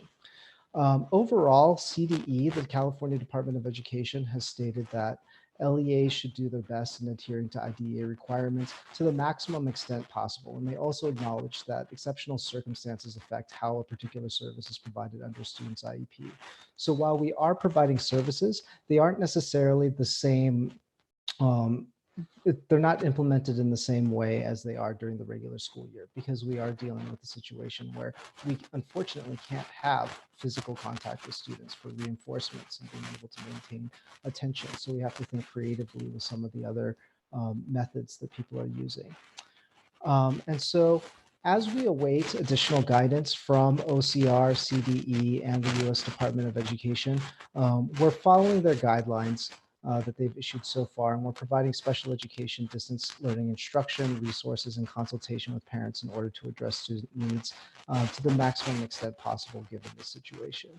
As we shift over to grades counting, in the next couple of days, parents of students who have IEPs will be receiving a couple of different documents. They'll be receiving a couple of letters via email. One will be an overall letter that will be coming from me that will explain the closure situation and how things have to be a little bit different. And the second will be coming from the case managers, where they will be talking about the services that we'll be providing during these closures now that grades are going to be counting and we're anticipating a longer term closure. Next slide, please. These are some of the examples of the things that our special education service providers are doing. On the left, you can see some activities that Catherine, our speech and language pathologist over at PCY, provided to some of her families. You've got a couple of screenshots there of Google Classroom activities, as well as an assignment that's given over at the high school. Over on the right, a special education teacher over at PCR, Shannon Chabelle, created a very detailed behavior intervention basics guide for parents, because we know that parents are sometimes struggling with some of their students' behaviors at home and trying to get them to remain engaged with the distance learning. And so she spent a lot of time and created a very comprehensive guide for parents to be able to follow. If you haven't received a copy of that, your case manager has a copy that they can send over to you. Next slide, please. These are just a few staff comments from the special education staff. After the first week, I sent out a survey just to kind of see how they're feeling about things. And the survey results showed that our teachers are just really excited to be doing these new different things. These are some comments that came in kind of a free form comment piece of the survey. One teacher said, "I think it's so precious to see my students' faces and let them see mine. I had one student come up to the screen and kiss it." And they're very proud of their kids being able to engage in these distance learning activities. We know that it's challenging for everybody. It's a new mode of learning for the students and a new mode of teaching for the teachers, but everybody's responding very, very well to it. We're very proud of both our staff and our students. The next slide. Okay, Deborah. Thank you, Derek. Righty. Thanks so much, Derek. I appreciate that. Shifting gears a little bit now, we are moving into more the business end of things, and myself and Mark will talk about kind of the day-to-day operations that continue even during the closures. Part of my office is to manage those day-to-day activities, and so wanted to just give you a little bit of an update on what we're working on. One of the pieces that sits in between the superintendent's office and the human resources office is the permit and registration process. So Ali Escobar is the designated person at the district level that handles all of those applications. And so I wanted to make sure parents know that she's consistently checking her email and responding to parent inquiries, as well as regularly going into the office to pick up any documents that have been mailed in. One reminder is that our district office is closed. And so if you do have documents that you need to submit for registration or permit enrollment, that is something that you should do through regular mail, and it will get to us, and we'll make sure that we respond to any inquiries. So if you have any questions, Ali Escobar is that person that you can reach out to. You can find her at the district website or on the main line of the district office. And we do expect that we'll be able to maintain regular timelines for the permit and registration process. So I'll be looking for more information from that in the months to come. For negotiations, as Wendy mentioned earlier, we're fortunate that we've been really working closely with our associations and LCUSD. They've been very collaborative, and we've successfully negotiated those MOUs regarding the change in working conditions to distance learning and everything that entails. So the voices of the associations were really important to us and incredibly helpful as we kind of diced a piece the issues that were at hand so that we can figure out exactly what needed to be addressed and give guidance where we could and should to them. So we're feeling really positive about those MOUs as they have developed. And then just because knowing that the COVID-19 situation continues to change daily, both associations have been really open to coming back to meet with us at any time should that be warranted. So that has been really helpful as well. Next slide. As Wendy mentioned earlier, also we're in the beginning of our hiring season. And so that is both exciting in many ways, but also something that we are a little trepidatious about. How is this all going to unfold for us? We do have experience doing virtual interviews. And so that is something that we're just going to jump full force into.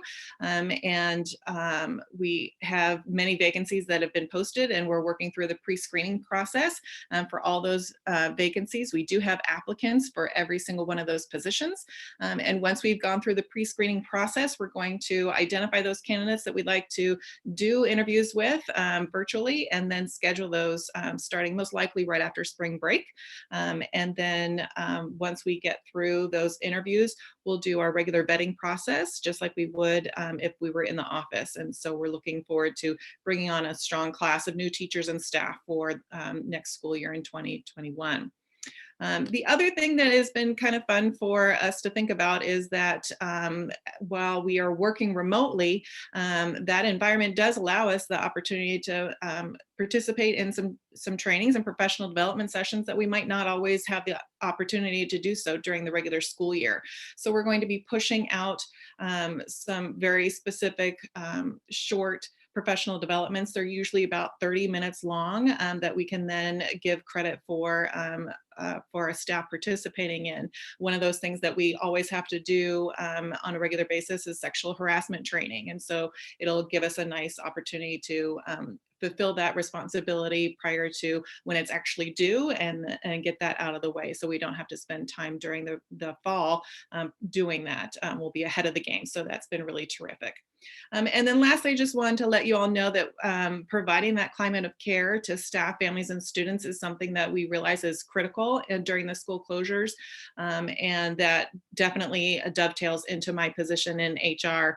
And so I've been able to join weekly meetings hosted by our Los Angeles County Office of Education, or LACO, for HR leaders during the school closures.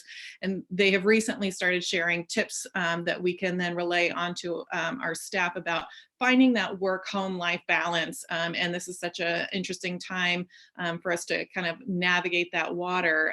And so providing our staff with just some tips and ideas for creating spaces that are official for them to, sit down and do their work, kind of setting some hours of when they will work and when they need to take those breaks. We know that taking time for themselves is just as critical as attending to all of their responsibilities as staff members. And so making sure that they know that's absolutely something we want them to do and should find time to do, not only for themselves, but whatever their family circumstances are, want to make sure that they have that opportunity and feel confident that that's something that we are supportive of.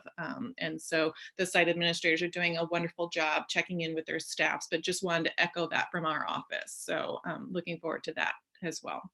And that's about it for the HR office. And I'm going to hand it over to Mark to go through business services. Thank you. Thank you, Deborah. Yeah, business services is an essential operation, and my crew here, there's 7 of us total, continue to work, coming into the office each day, at least a half a day, with a couple of us, 2 or 3 here, and just addressing the needs that we need to take on to make sure the operations and the businesses of the district continue to function. First and foremost, our staff is really working hard. As you've heard the descriptions of all the things the teachers are doing, our maintenance crew is here, our custodians have worked hard. That first week we were closed, and they'll be coming back on. We need to keep the payroll running, and that helps them find stability in their lives. So Teresa Jimenez and Sandy Miller come into the office, make sure those timesheets and those payrolls get run. Dolly is here during the paydays because not everybody has the direct deposit, so they need to pick up their check or have it dropped in the mail. So that's probably our one primary function, to really make sure our staff is taken care of on the business side of the affairs. Other functions, if you could advance, Jeff, we also have to kind of monitor things that relate to our attendance. Now, as Wendy said, average daily attendance is not going to be the model, but we do look at what attendance was up through the time we left school. Actually, February 29th is what the state is looking at. But all of that systems of how to claim that and report that and file for that are changing. So we're trying to keep tabs with the California Department of Education, as well as the LA County Office of Education, and Jack Young and Sandy Miller are in regular communication to make sure we stay abreast of that and preserve our funding. Additionally, we're looking at any of the impacts that might benefit us from the federal stimulus package or state emergency funds, just to see if there are other resources, because we have had additional expenses related to buying, cleaning supplies and personal protective equipment and things like that. And there might be resources. So we're trying to tag those. They've even provided us with a special coding so that if we want to report them out to the state, we can potentially put in a claim and get some reimbursement, hopefully. Budget will be a big thing to deal with. That's one that's not impacting us in the moment today, but we do need to plan ahead, as I mentioned in my report at the beginning of the meeting. How are these COVID-19 costs and all going to impact the district from a budgetary standpoint, and what economic consequences are going to occur at the state level, which will impact the district as well. And then other things, the next slide is kind of just the routine things we do in the business office that still keep coming.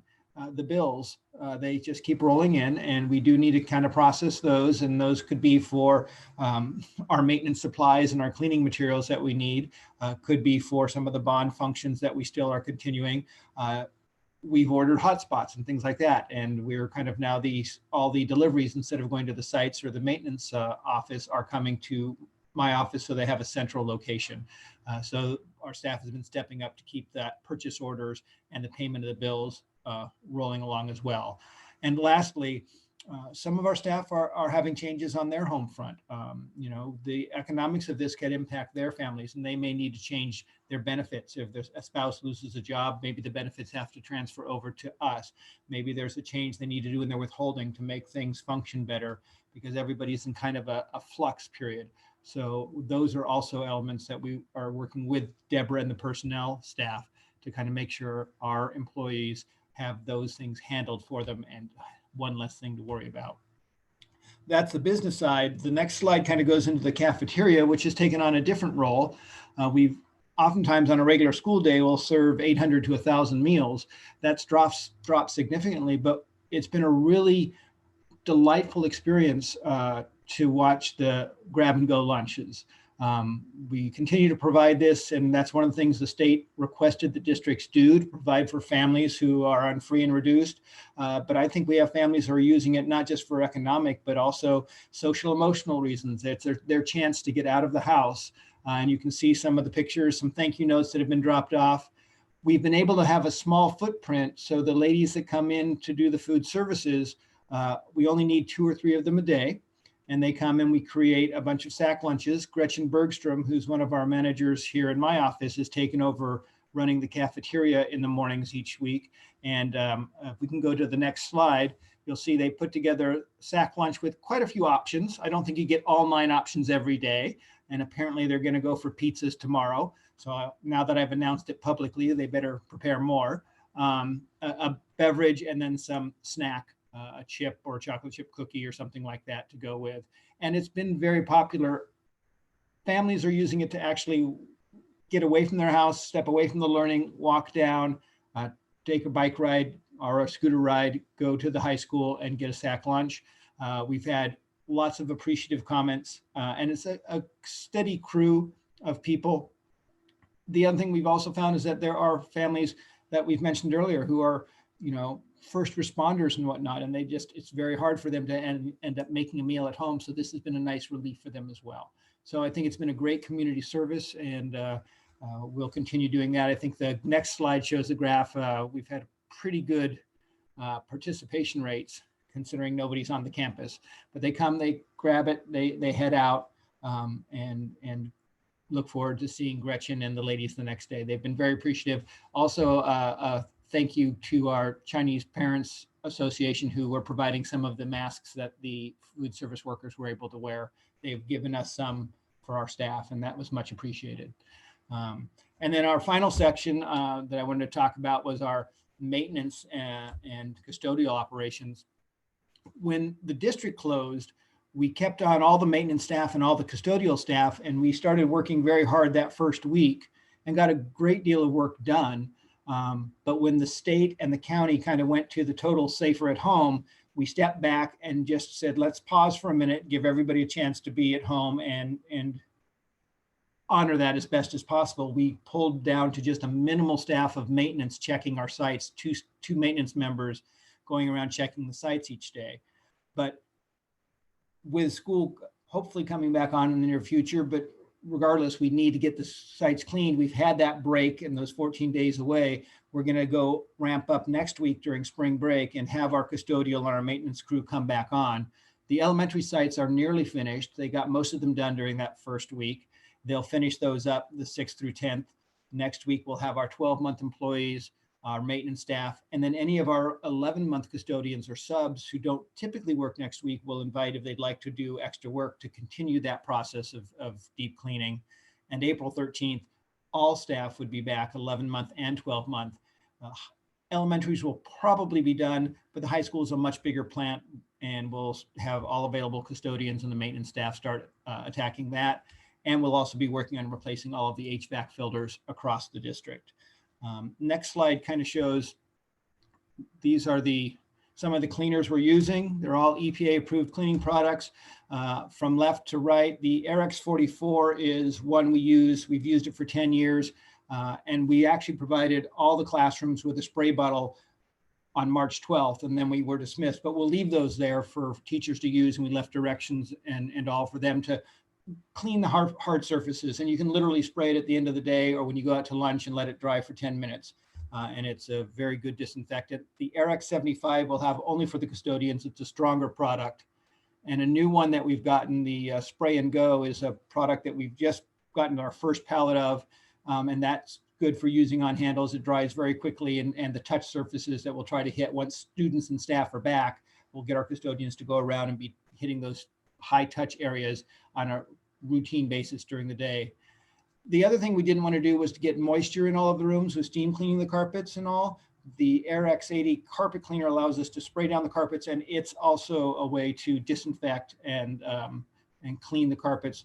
And we've been using kind of Hudson sprayers, almost like you use in the yard in the garden, to spray down the carpets and let that sit to disinfect the carpets. So those are the materials we're using to attack the rooms and get those all cleaned up and ready for people to return. We'll get that all done And then whenever we come back, we'll kind of shut down the rooms and then be ready for when they come back. And as Wendy said, we'll have a few days before students come back to kind of ramp up and do one more good cleaning before they come in. I think the next slide, Jeff. Yeah, these are supplies that were issued for all of our classrooms and offices. We were getting hydrogen peroxide wipes. I mentioned we put the RX44 spray bottles in each of the rooms, gloves and rags. We were ordering more. We were ordering them end of February, beginning of March, but we have not yet got the sanitizers. We got both a Purell and a foaming, and we were trying to get more wipes, but those are the challenges right now, is actually accessing those supplies. The demand is so great. And on the next slide is more of the custodial side of the things we're working to get. The safety glasses, restroom cleaning machines. We have a couple. We wanted to buy another one so we could continue using that, and the kind of those plastic aprons so the custodians can wear those, and some extension poles and duster heads so we can get up to the high areas. Those are things that we have ordered but not yet received. But we're working closely with our providers and our vendors and chugging along on that. And I think that's the last of my slides. I see that Brent has a question. Oh, yes, Brent. Hey, Mark, I heard that you were like up early going to Costco's when we were running out of supplies. Is that true? What we were trying to do was find something so that teachers would have the cleaner. So we were just running around to Smart and Finals and Lowe's and all buying the spray bottles. So we had all of the cleaning chemicals and we just needed to mix them, but we wanted everybody to have a spray bottle in their classroom. So we got it out there, and then we haven't been back since, but they'll be there and we'll leave them there. And we're continuing to use the ones we have as we do our routine cleaning. Okay. Yeah, but don't let it go unnoticed. The personal effort and sacrifice that you do for this district and going above and beyond is deeply, deeply appreciated. Thanks, Mark. Thank you for acknowledging it. Appreciate it.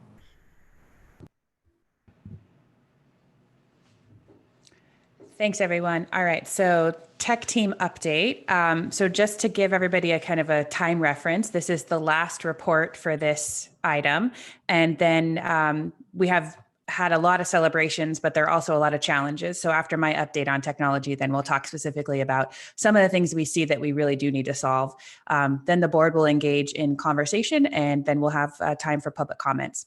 So for tech team update, our world has really been about tech support, training for teachers, students. This really felt like school started over. So March 13th was really August 15th again for us all over. So there were 2 days to get ready for this new world. And it was March 16th felt like the night before the big game. We really, really had to kind of change everything we were doing and get ready. But it was a little bit exciting and a little bit terrifying at the same time. And we realized that all the things we had done over the past 5 years were suddenly going to be on display. So everything we'd been working towards, this was the big day. On the data side, just so you can see some of this in numbers, last year we had 138 tickets during this date range. And this year we had 196 support tickets come in. So just a lot of people asking for help. And we're happy to do that. And then we use Slack as a way to communicate with everyone. And so as a point of comparison, when school started, we had 926 messages in Slack. And then when our new version of school started, we had 725. So again, it was another big day of communication. Next slide, please, Jeff. And then ClassLink is a major tool we use to help teachers and students curate all of their digital resources. So these numbers are kind of astounding. We've been playing a little bit of a game in the tech department called It Only Took a Pandemic To, and then you fill in the blank and reflect on your week. So ClassLink was one of those adoptions that we really wanted to take hold. And I think confidently we can say this is now part of how school works. So you can see logins last year compared to this year. This statistic is from March 26th. So nearly double the amount of logins happening. And then logins for the month of March, obviously when everything moved online and this was the portal to get to your schoolwork, those numbers make sense. Next slide, please. Another one that we saw as kind of a foundational tool for the world was Google Classroom. On average, we would see 200 to 300 posts a day from teachers. And then now we're seeing 800 to 1200. And what this just really means is a lot more people jumped on using Classroom as a way to communicate with their students. So that spike there is understandable and kind of exciting. Next slide, please. And then also inside ClassLink, we track what are our most popular apps. So this is a snapshot of the entire school year. So we saw, again, with STEM Scopes being one of our science adoptions, there was a lot of interest in that and teachers were using that a lot with their students. And then our other textbook platforms were pretty high up there in the launches. And you'll notice Google Classroom was our 4th most popular app. Next slide, please. And then when we look at the last 2 weeks, Google Classroom launched right to the top. That is the most used app in the district right now, which is, again, just reinforcing what we saw in the other data. Next slide, please. Another item of interest that came from our teachers was just really figuring out ways to communicate with their students with video. So we prepared this document that we're sharing, and it just helps them choose between Zoom and Hangouts, Meet, and which one's the best tool for the option. So we're creating resources like this all throughout the week to really help teachers with their instructional choices. And so again, there was a lot of interest in using video with their students, and so we're seeing more and more getting interest in the adoption rate of this is climbing as well. Next slide, please. And then I asked the tech team today to really report out on what they're seeing in the field. So this is their report from the virtual field. And so they really talked about how teachers are wanting to connect with their students. They're ready to reimagine lessons. They really want to help their students work remotely. They're telling us when something goes really, really well. I wanted to let them, all the teachers out there know you guys are honorary members of the tech department. You've taken on a lot of our work, troubleshooting parents' questions and things like that. And I want to remind everybody, you can also direct those questions to the tech team. We will help you. You don't have to do this on your own. I know you're fielding a lot of questions. And we've been excited to share a lot of our resources with other districts. I think we jumped on this a little bit faster than everyone else. And so we had materials prepared.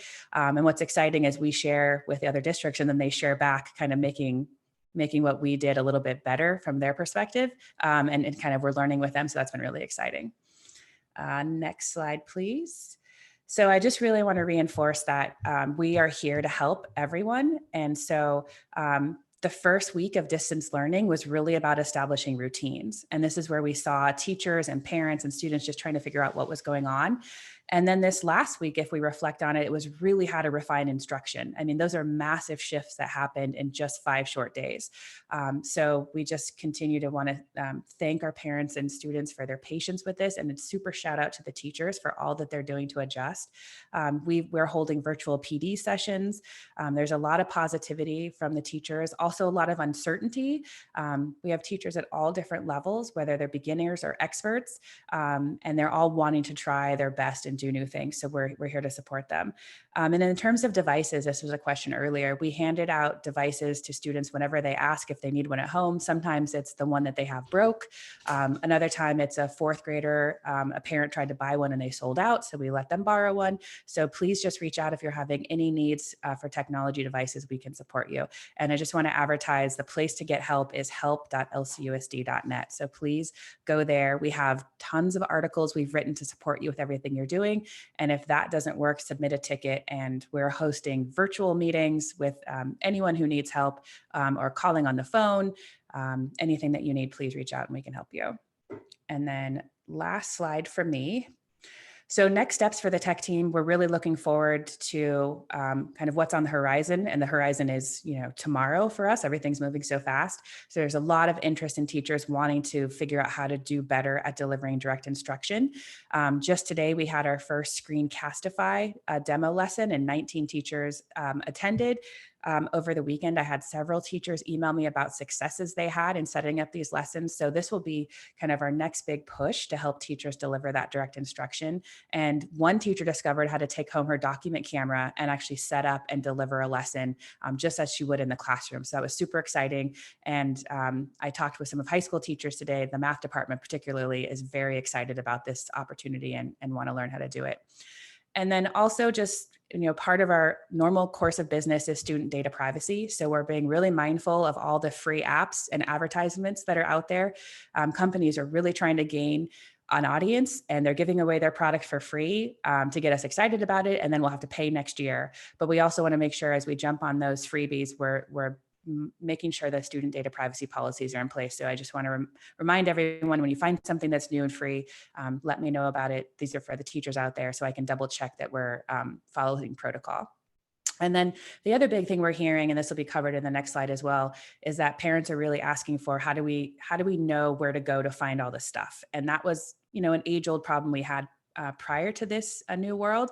So we're trying to come up with solutions of how we can ensure either more common platforms or just a way to track, who's using Classroom, who's using a website, who's using email. So we're working on that challenge right now. So I don't have an answer at this moment, but it is the next challenge for us to tackle to really help support that. And that's it for me and the tech team. Dan, you have a question, please. I do. Thank you, Jamie. Excellent work. Thank you for all you guys are doing.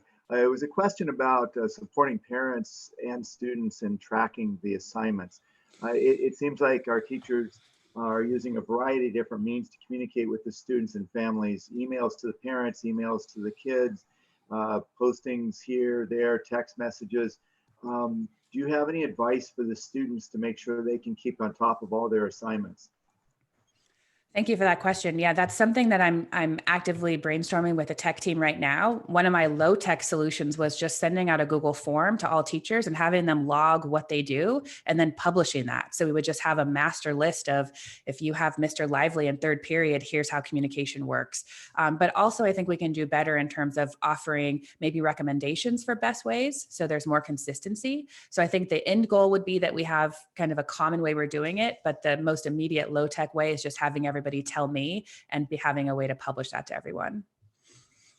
Yeah, to build on Dan's comment, that's part of what we're seeing. Is I know it's early, but as a parent of two kids, just trying to understand aggregate all the flights of information. It is a lot to when you've got one student with 6 or 7 teachers, other student with 2 or 3, and just there's a lot flying at you. So maybe we can tackle longer term a parent portal of some sort to put it all in one place. But I do ask everybody out there to be patient, because I know there's a lot of information flying around. It's early days, but we all get it. We're parents too, and we're actively working behind the scenes on ways to improve things. But bear with us as we try to figure out some of this stuff.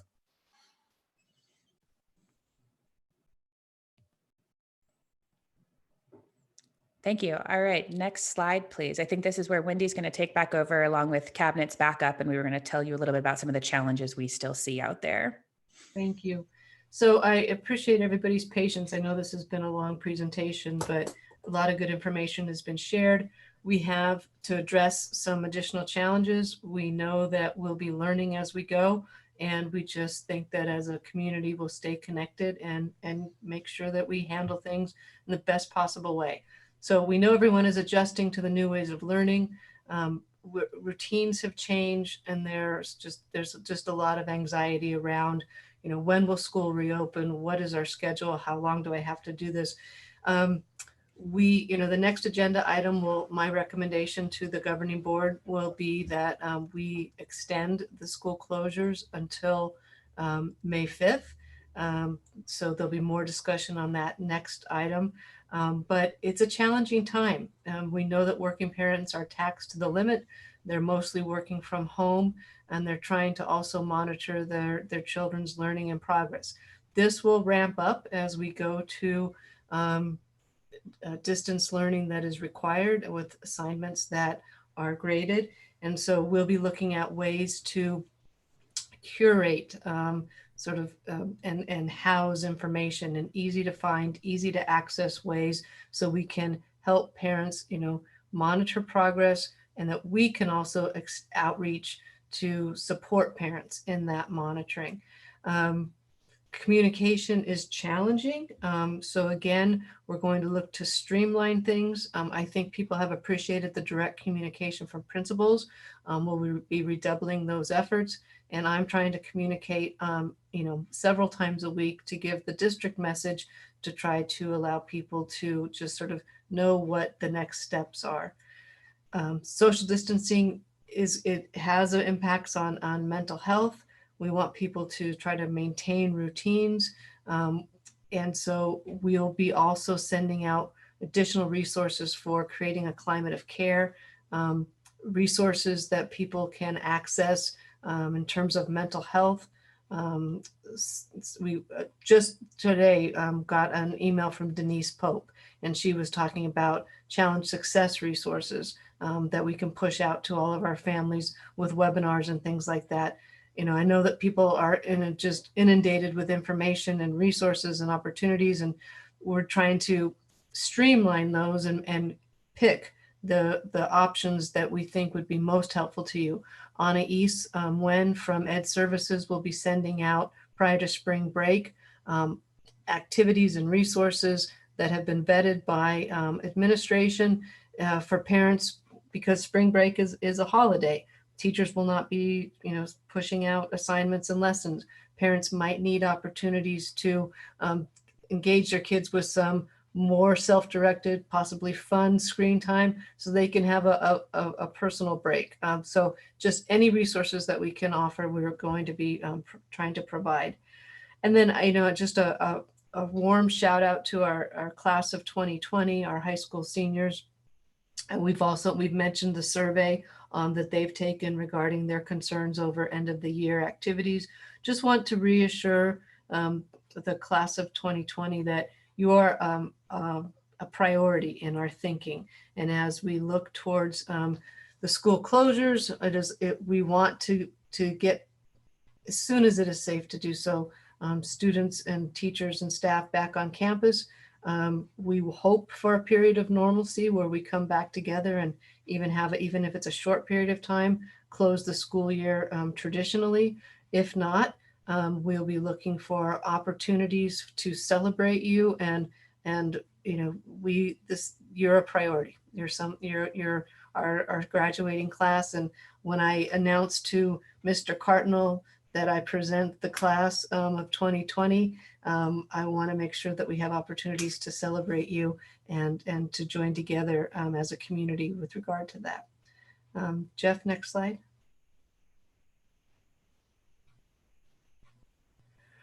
Other challenges that we're working with everyone involved to try to make sure that our health is a priority. We are all engaged with the news. We know that there are predictions that the infection rates will spike potentially in late April, early May. We know that our families will be dealing with health issues that you know will be extremely impactful. And so while we are committed to delivering instruction, we're also committed to delivering support. We're in this together. We commit to remaining flexible. We commit to each other. We commit to making personal and self-care a priority, and that we commit to remaining hopeful that we'll get through these challenging times together. The last shout out there, not last recognition I wanted to make is one of our groups that have been really struggling and doing an admirable job is our primary learners, our TK through second grade.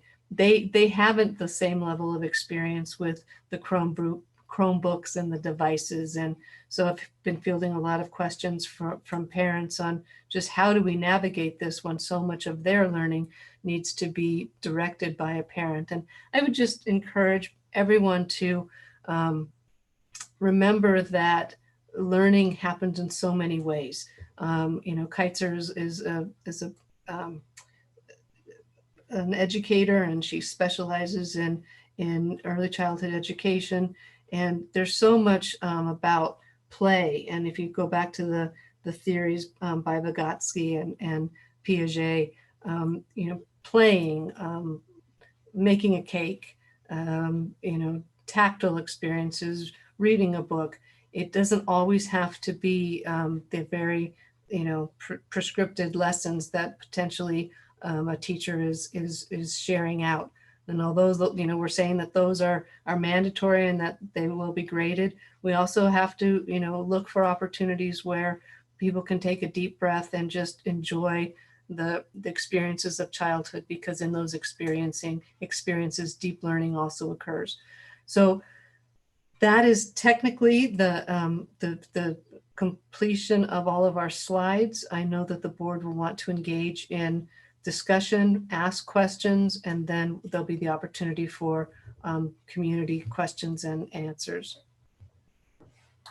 Yeah, thanks, Wendy. On behalf of the board, I think it's really all of you guys, everybody who presented, true professionals, and the dedication to your profession is impressive. And thank you, everything you're doing for the community. I'll just help facilitate. If any of the board members want to raise their hand, we can go to you if any questions. I know we're going to try to also go through the public comments here, so we want to save some time for that. I can see everybody now. Kiteser, go ahead.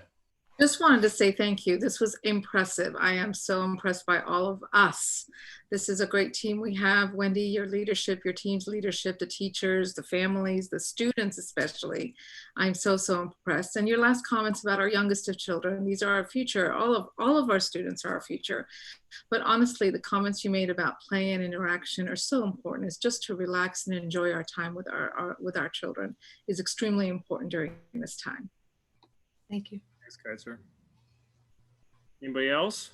I can't find my hand raise icon, but I wanted to ask about. I wanted to ask about communication with college admissions boards. I know as an achievement-oriented district, we're very focused on our college and career readiness plans for our high school students, and wondering what thoughts might be coming from the high school admissions boards that we can share with our families about how they're planning to manage this particular period of time for future students who are our current juniors and sophomores and freshmen. We're tracking that really carefully. Some of the things that we're hearing is that the colleges are leading the way, with many of them going to a pass, no pass option for this latest period of learning. Also, we're seeing from our colleagues and the college board with the AP testing, great level of adaptability. As Jim mentioned, those tests for APs will be 45 minutes and they will be free response, and students are allowed to use textbooks and materials. And so I think that sort of demonstrates for us, that in these highly pressurized times when we revert back to what we know, and that's like, we got to keep students from using resources and they can't be cheating. We have to sort of, using resources is part of learning. When I write something, I'm researching, and then it all goes to my finished product. And so I think we're sort of opening up our minds to what teaching and learning looks like in this environment, and our colleges and our universities are helping to lead the way. We'll be doing a lot of communication with our senior parents and with our junior parents about how the landscape changes, how it's going to change for our seniors who are going off to universities, within a few short months. And then when our juniors step up and are beginning their whole application process, how do we best support them so we maximize their opportunities and we don't miss a beat throughout this whole process? Thanks, Wendy. I think Mr. Cardinal has maybe some things to add. Is that Please. right? Can we hear you, Jim? Jim's an expert. Jim, can you join? Unmute. Jeff's moving him over right now so he can talk. In the meantime, Dan, you had. We'll come back to Mr. Cardinal. Dan, go ahead. Unmute yourself. Thank you, Joe. I appreciate it. Wendy, excellent presentation. Your staff is doing a phenomenal job. Our teachers are doing a great job of continuing the education despite all the challenges. And my question is this, that even in a perfect scenario, a district like ours with all the capability and technology and wonderful staff and dedicated teachers, there'll probably still be some percentage of the learning that otherwise would have taken place. Maybe it's 90% of what would have been covered or learned during the school year. What do? Well, we don't want to leave gaps in kids' education, so that especially in subjects that build on it for the following years, to make sure that we've covered all the necessary materials. How do we make sure that we're not leaving gaps in the students' education in the future? Well, a variety of ways, and I'll ask colleagues to chime in, and then we'll go to Jim to talk about the last questions with regard to higher ed. But there's a lot of opportunities. I mean, our educators are gifted. Our kids are amongst the best and the brightest. And so, typically in a school year where you kick off, there's a lot of review. Maybe that opening session in the 2021 school year is teaching new content to start off. We'll need to do a lot of assessing to see, where are diagnostics, where are the gaps, where do we need to reteach, where do we need to introduce content that typically would have been taught the year prior. Vertical articulation between courses and between grade levels will become very collaborative, with teachers saying, I used to teach this, it's going to have to be bumped up to the next year. How do I support you? For example, the current plan is for sixth graders to go to Valley Forge at PCY and PCR in September. So we're going to have to make adjustments. We're going to be given guidance from the state with regard to, potential mandates. We've agreed with our associations that if a school year gets extended or made longer, we will adjust by working with teachers to negotiate the impacts of an extended calendar year. There's a lot of unknowns, and so we just need to have the community be extremely aware of our commitment to make good choices, to continue to be a high-performing school district. That's our brand, and we will respond quickly and respond with the best interests of our students, teachers, support staff, and families always at the fore. And I think this reinforces the point that a lot of people are questioning why we decided to pursue online distant learning and creating that educational continuity bridge. But I think we all wanted to be, given where we are, La Cañada, we wanted to be on the other side of this with options. We wanted to make progress. We didn't want to have, instead of 90%, Dan, right? We want to be a 60% and have a 40% gap to close. We would have to, hopefully get toward 90 plus and then work on those pieces that we're missing. But I think by pursuing everything we're doing, we're giving our whole community a chance to have better outcomes and make more progress this year versus doing nothing. I think districts are now catching up that realize they have to go this way. And I really appreciate your leadership, Wendy and team, getting us through this. So Brent, and then we'll go to Jim. Sorry, Brent. Yeah. Let Jim go first, and then I'll ask my question. Rich Cardinal. I just want to say thanks to give me an opportunity to speak. Another great thanks goes out to the high school counseling team that has been really canvassing all of our connections at universities and in admissions offices to, in essence, just create a very increasingly sharp and clear picture relative to this idea that this is not, a Southern California phenomenon. This is not a local phenomenon. This is a global phenomenon, and university partners understand that, however this is going to sort out, they're not holding our current great kids in the class of 2020 really in harm's way for this, and that they understand that. And I personally have just want to let students and families know, been in contact with, just as one example, the UCLA admissions office, asking, when will the statement come from the University of California President's office about that exact same thing. And so as soon as those are coming in, we're monitoring and trying to push that out to families and to students to have everyone know that this is all going to work out the very best it can. Well said. Brent, go ahead, unmute. Yeah, Wendy, could you just address the athletics situation for the rest of the year? We've been in contact with the CIF colleagues in the Rio Hondo League, and also in our 5-star, they're participating in the Pacific League, and all practices and all games have been suspended until school closures are ended. So I think that in this case, it's one of those things where we've sadly faced a cessation, and with the year moving forward, there's likely not going to be any makeups. But if and when we return to the school sites, and we would pick up with them and maximize any opportunities for the remainder of the season. But those, as the days go by and the school closures persist, opportunities are also diminished. Okay, thanks. Okay, I know we have any closing comments from us, cabinet or board, before we dive into some of the public comments on this agenda item. Okay, I don't see any. Okay, so I'm going to ask Jamie, who's been manning the ship around the public comments. I mean, I'm looking at some of them right now, and I know that they're commingled with non-agendized and agendized and different topics. So I believe you tried to organize them in a way to go through, and some of them might be a little bit more complex than others to try to answer. So Wendy, what I'd ask is we're going to go through them, and we didn't know if we'd have 200 of them or we'd have less. I think we have approximately 20 or so. 27. 20, okay, then let's go through those and take your best stab. And if you don't know how to answer it, we'll come back to the community in writing or somehow to dive in. But some of these have already been answered to some degree, which is great, which we anticipated.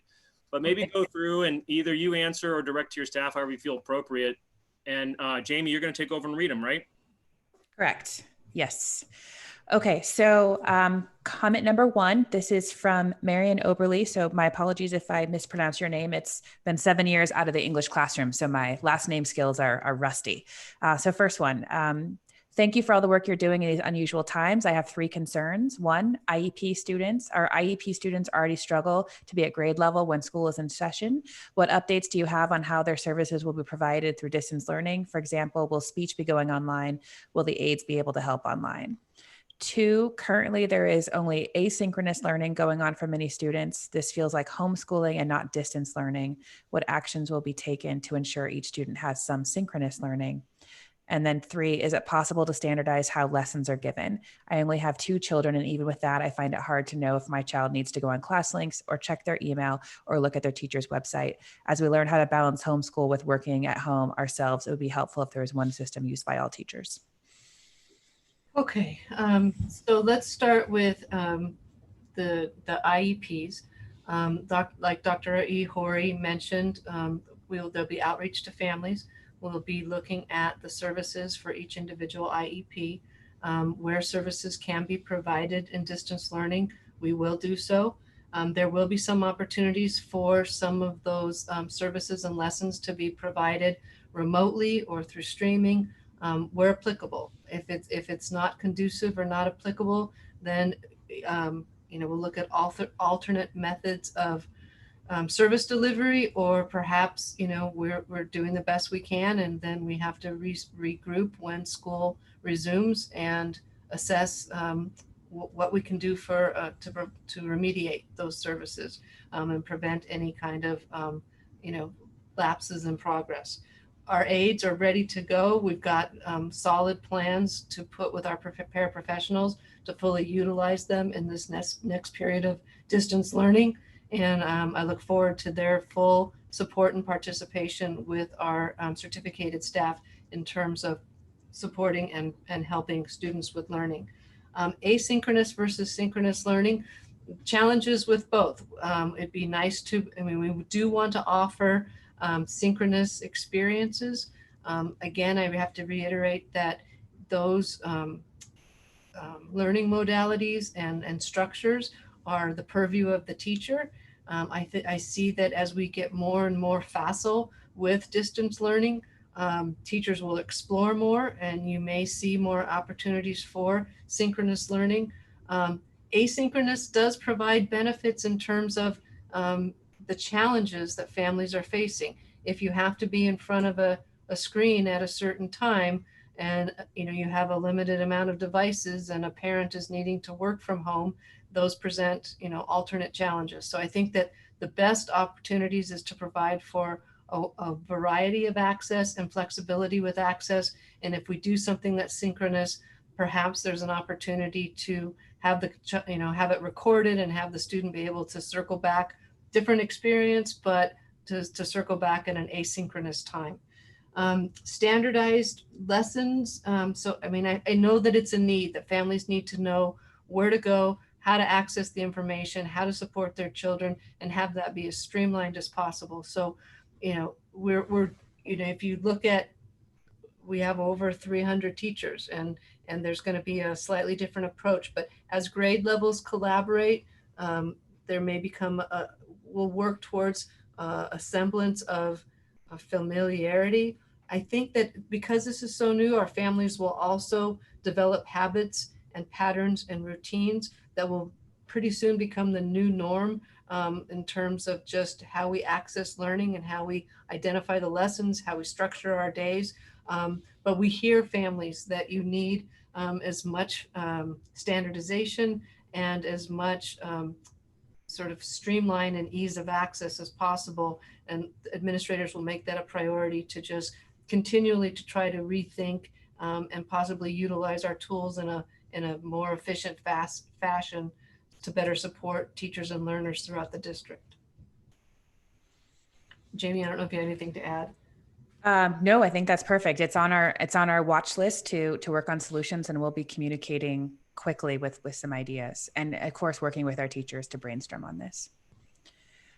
So just as point of reference, that one comment was 5 minutes reading and answer, and we've got 25 or 27. So some are just comments, some aren't questions. So just keeping that in mind. And I think also we'll see some of our answers in the early questions will serve as answers to the later comments.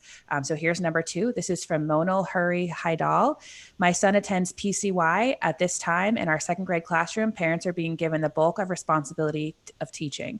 Another 2nd grade PCY teacher has begun holding regular classroom meetings via Zoom for her students. She is actually directly teaching them in 3 one-hour sessions per week. These students are getting direct learning from the teacher assigned to teach them in a way that my child and his classmates are not getting. In communication with Carrie Hetzel and Wendy Sinnett, both have assured me that Zoom is available to teachers if they wish to connect and teach their students directly. We are asking for uniform teaching standards for all students. My child deserves the opportunity to be taught directly by his teacher. His teacher has so far only given us a few tutorials taught by cartoon characters or other people. So far, the only appearance she has made since school closure is that she read a book on YouTube, a book that has nothing to do with the assignments of the week. Additionally, we've been asked to teach lessons and prepare our kids for multiple quizzes without the teacher teaching a single lesson. Asking the teacher to teach her class directly, especially when Zoom is available, is a given. Why should my child not have a California accredited teacher assigned to teach him who is hired by LCUSD? Why should that teacher not even send out permission slips and not answer parents' questions when we ask him, when can we expect a Zoom lesson similar to what other 2nd graders are getting? We are asking for uniform, fair treatment of our kids and the teacher assigned to teach my son's class to begin teaching. We're asking that our children enrolled in LCUSD school system be given a fair and equal opportunities to participate in class discussions and learn directly from their assigned teacher. Okay, I'm going to start off with that by just sort of setting the stage. Our teachers are all doing an immensely powerful job. They are delivering instruction, dealing with their own lives, and they're doing a powerfully successful job right out of the starting gate doing so.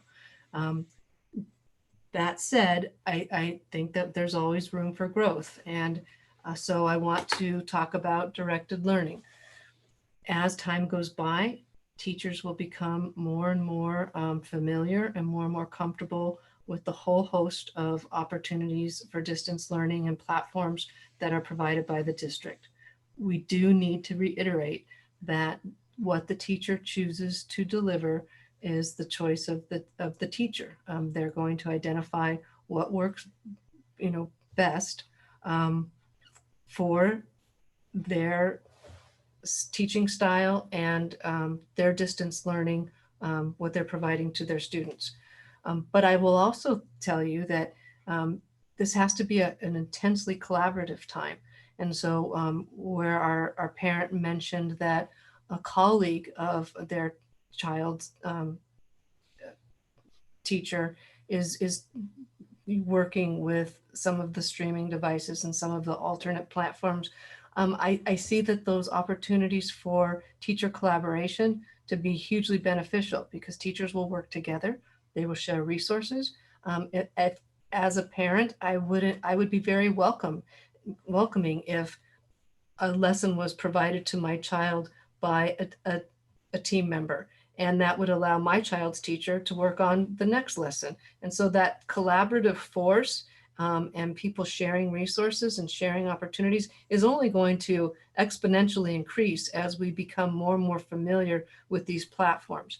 But I do think it's important to be gracious, to be patient, to be supportive, and every child has the right, and the district has the responsibility to provide the best possible education. But I would strongly argue that our teachers are doing that through a variety of methods and a variety of means. And everyone is doing that. There isn't a teacher in this district who isn't working to their maximum capacity. That said, there isn't a parent in this district who isn't working as hard as they can to support their families and to support their children. And I know that as a parent, with the demands of your work and the demands of, of aging parents and the demands of community and just the challenges with shopping to provide groceries, that it's hugely taxing and you need support. So I think that we just all lock arms, and I don't mean to sound like Pollyanna, but we all lock arms and we do the very, very best we can. And I know that with this district, that will be very far and above the experience that many of our nationwide colleagues are experiencing, and we're in this together. And so please be kind, be gracious, and know that as we get more and more, we're 19 days in total. And so there will be continuity, there will be uniformity. There will also be a respect for teachers to deliver instruction as they're best suited. And there will be a continual dialogue with our parents and a outreach of support from teachers, staff, and administration. All right, number three. All right, Jamie, did you want to embellish at all? I just want to say that it's important to remember that all of our teachers are approaching this a little bit differently, and they're coming in with different skill sets. So it's sometimes easy to kind of look over the fence and compare to what other teachers are doing and not think what you're seeing is the best, but I think they're all putting in amazing efforts and delivering great instruction. Number three, this is from Melinda Fulmer, LCUSD parent. We're very concerned about how you propose to shift to an equitable grading distance learning situation for children with IEPs and 504s. The California Department of Education has stated that all schools providing any kind of education services during physical closure need to provide the accommodations and services outlined in the student's IEPs. But from what has been discussed with us by our student's case carrier, it does not sound like you can effectively mandate teacher-led instruction in a consistent format, for example, Zoom classes, with the ability to ask questions, get help, or seek the support of paraprofessionals in real time. In fact, I'm told students are prohibited from reaching out for help to a paraprofessional directly without seeking teacher approval. The aides are just copied on emails, not allowed to call, screen share, or otherwise provide meaningful support. Given these conditions, how can you make this equitable for students with learning disabilities, including IEPs and 504 students? Thank you, Melinda. So just to clarify, as we shift into grading, all of our special education families will be receiving emergency services forms. Those forms will outline what services will be provided to those children during the closures. And per CDE, we've planned to fully comply to work to address each student's needs to the greatest extent possible. I think that our special education team is doing sort of yeoman's work in terms of the outreach to parents. If you haven't had a level of outreach that meets your needs, please let us know, and we'll work to support your teachers so that they're able to do what they can. We've been gearing up to fully utilize our paraprofessionals. Our paraprofessionals aren't certificated teachers, and so there are limitations to sort of the level of support that they can provide, but we want to maximize that. We want to work with them. If there's outreach that can be done by paraprofessionals with the appropriate oversight, we'll make sure we engage with them, because they're talented, paraeducators in their own right. And then I have to reiterate my commitment to our special ed families. Once we come back after the closures, we will individually partner with you, as we have, as I plan for us to all along. But when we can resume to that personal, physical instruction and the modalities that we have readily available during the school year, we'll look at addressing what compensatory services that we need to engage with to ensure that we're putting the resources to make sure that any time that was not as efficacious right now as possible because of distance learning and because of social distancing is remedied as we exit that period and go into the period that we're more inclined or more used to delivering quality instruction to our special needs students. All right, the next two are a little bit shorter. So number 4, this is from Anju Joshi, LCUSD parent. And the question is, can teachers have student hours through FaceTime or Zoom for questions or further class instruction/directions? And I can take that one. And yes, that's totally an option. We're encouraging teachers and we're seeing so many more try this out every day. So that will continue to keep growing in popularity. Number 5, this is from Cole Rohan, LCUSD student. It is still unclear to what will be kept for grading, from a grading standpoint. Will the school only use semester grade ones or both? Semester 1 grades or both? The email that Wendy sent out is still unclear, as it had said that third quarter would remain graded, yet one quarter can't count as a semester. Could you please clarify or pose another concrete decision? Thank you. Okay, so in terms of concrete decisions, we are in process, and I like that your question, and I want you to keep talking with us. So it's Cole, right, Jamie? Yes, Cole. Okay, so Cole, right now we have third quarter, and third quarter is posted, and teachers are reaching out to students, and they're making sure that all of the work that would compile or comprise or contribute to a third quarter grade is in, and that grade is standing as a formative progress report for where you are. And so then as we move forward, teachers will be identifying essential standards, essential lessons, and they will be requiring essential assignments for you to complete. Those will be graded and those will inform how we move forward. We also have the challenge of authentic assessment so that when you do the work, you get a legitimate, fair, realistic feedback, and you get the opportunity to maybe do the assignment again if it's not better, or to build upon it because it's an unusual time.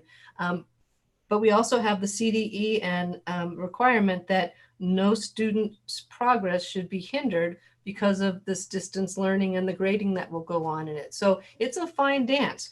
We're going to have to make sure the work that you do is assessed authentically. We're going to have to make sure that the students are held harmless in this new distance learning environment. And we're going to have to make sure that when we get to the end, that we can say that we have completed our distance learning in a way that allows us to vouch that courses have been completed, that essential standards have been mastered, and that grade levels are ready to promote to the next grade, and students in courses are ready to go to the next sequence of course in the following year. So I haven't given you the answer that you asked for, but what we will do is we will be watching and we will be learning, and we will obviously be informed of what are best practices for our students. As the universities grapple with this, we will consider modeling that. Right now, what I've asked the teachers to do is to grade as they typically would. Hold the third quarter grades here, build a requisite cadre of fourth quarter grades that are authentic and that are realistic, and so that shows student progress. And then we'll figure out, okay, do we merge these? How do we hold you harmless so that this all counts, but that it doesn't negatively impact third quarter? And there'll be guidance from the state, I'm sure, as we go. We'll look to our comparable districts and sort of engage in sharing best practices. But what you should know is that the assignments that you're going to be given after the spring break ends will be graded, and those will count. And those will allow us to show that you are progressing through your courses and through your curriculum until we get to the next ending point. And we'll be communicating with you all the way, but do the work, do it to the best of your ability, and communicate with your teacher. And that will allow us to be authentic in our process moving forward. And so, Wendy, as we've talked behind the scenes, you mentioned that before the closure, we approximately created we finished about 75% of the year. Is that about right? Yes. Before the closure. And I think you've been pretty consistent is that if through 75% they've achieved a certain level of performance, and that they participate and are engaged the rest of the way to go with their teacher's plan and do a good effort, that's the path forward. And I think putting those two pieces together is a reasonable expectations, and moving to instead more of like a deliverable based model, right? If they do these assignments, they'll at least be where they were before the closure. I mean, I think there's some nuances there, but is that an accurate way to characterize it? Yeah, I mean, I think we really look to the teachers to identify what are the required outcomes. What do they need to have the students engage with and create a work product from? And then they'll assess the level of mastery of that work product, communicating back and forth with the students. And it's not going to be business as usual. There's no way to take all of our practices that we have in, real time, face-to-face, group learning and translate them overnight to a distance learning environment. And so teachers are going to say, okay, here's how much curriculum I have to deliver to get from point A to the end of this school year.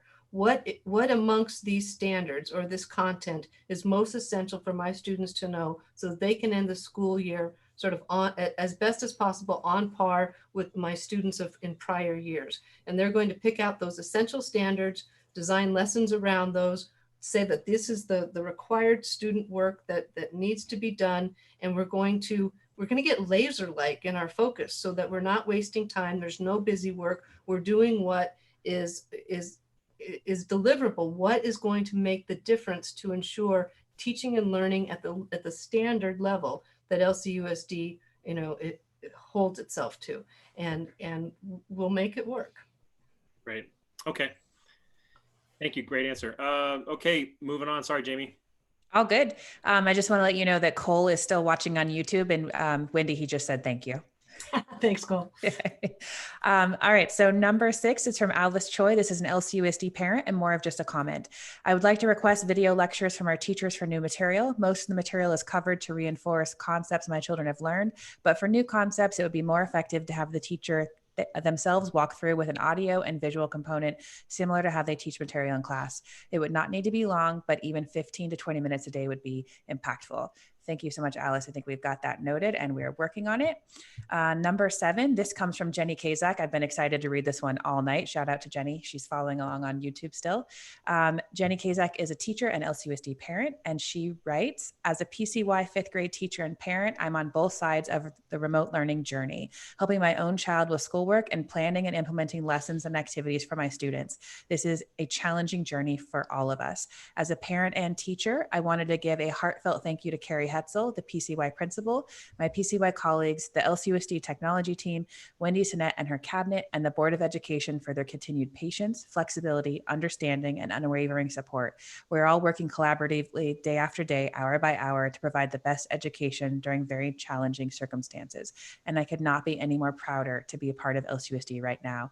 I also wanted to thank my 5th grade parents and students for their continued support and positive feedback. I'm so proud of my 10 and 11-year-old students working so hard and staying connected from a distance. This is a very unprecedented time, and we are on this journey together. Now more than ever, it is important we support one another for the duration of this unique journey. Thank you from the bottom of my heart, Jenny Kazak. Thanks, Jenny. That means a lot. Thank you for all the Jennies out there across all the schools. Number 8, oh, please go ahead.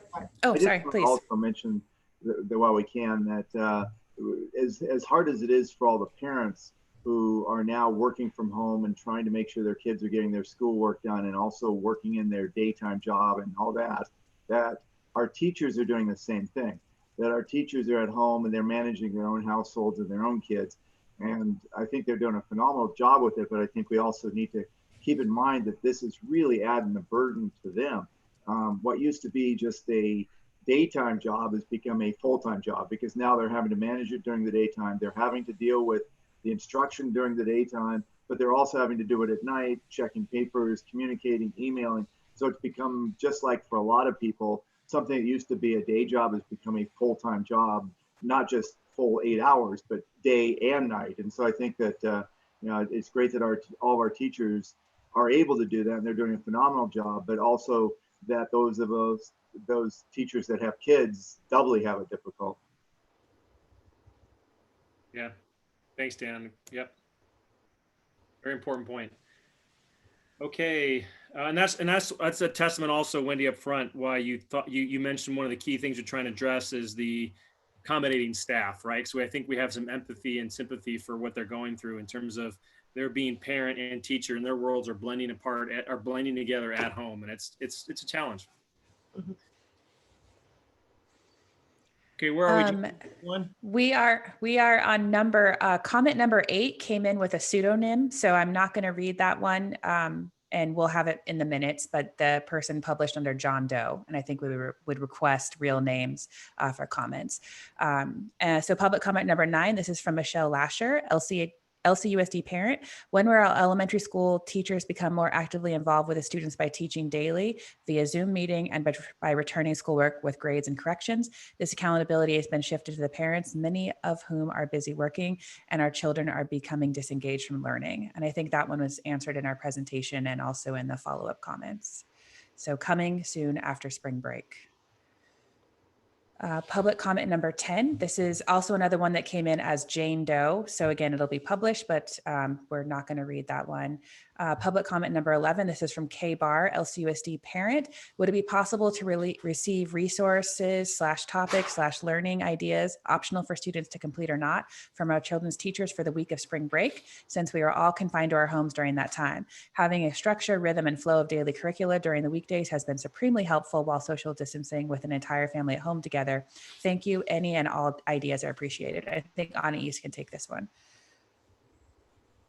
Yes, as Wendy has already mentioned, there will be a list of resources sent to be used during that week that the teachers will not be sending any assignments or resources, so you can benefit from those. I hope that those will help keep the students involved and engaged in learning. And Anais has done a lot of research, and all of this information, all these resources will be curated and leveled so that you'll know exactly sort of where to go for your appropriately for your child's age range. Great. Number 12, this comes from Belinda Randolph, community member, and she has 6 questions. Number 1, what is the special education's department's master plan for distance learning since all services and accommodations have been suspended? Well, I think that Dr. Ihori laid that out, and services and accommodations haven't been suspended. They're being applied to the greatest extent possible, and we continue to know that we'll refine the services that we provide. We'll grow in our capacity to provide those. We'll partner closely with parents, and we know that there'll be compensatory services that will need to be individually identified in the IEP process once we return after the school closures. Number 2, how will IEP goals be measured during distance learning? Well, goals are always measured by student present level of performance, and through assessment and through the standard measures. And so when we come back, I think it will the Herculean work with all of this is not going to end when the school closures end. In fact, so much of it will only begin once we resume normal teaching and learning. And so, present level of performance will be assessed when we return, and compensatory services and instruction. And, we'll need to think outside the box, and we'll need to provide more. Number 3, who should parents contact regarding their child's IEP and 504 accommodations during distance learning? Who is the next point of contact? Well, and as with anything, it's always most effective if you deal directly with the teacher or the case carrier. We want to start at the lowest level. And so, they're the ones who are, delivering this distance learning, and they can provide the most immediate answers.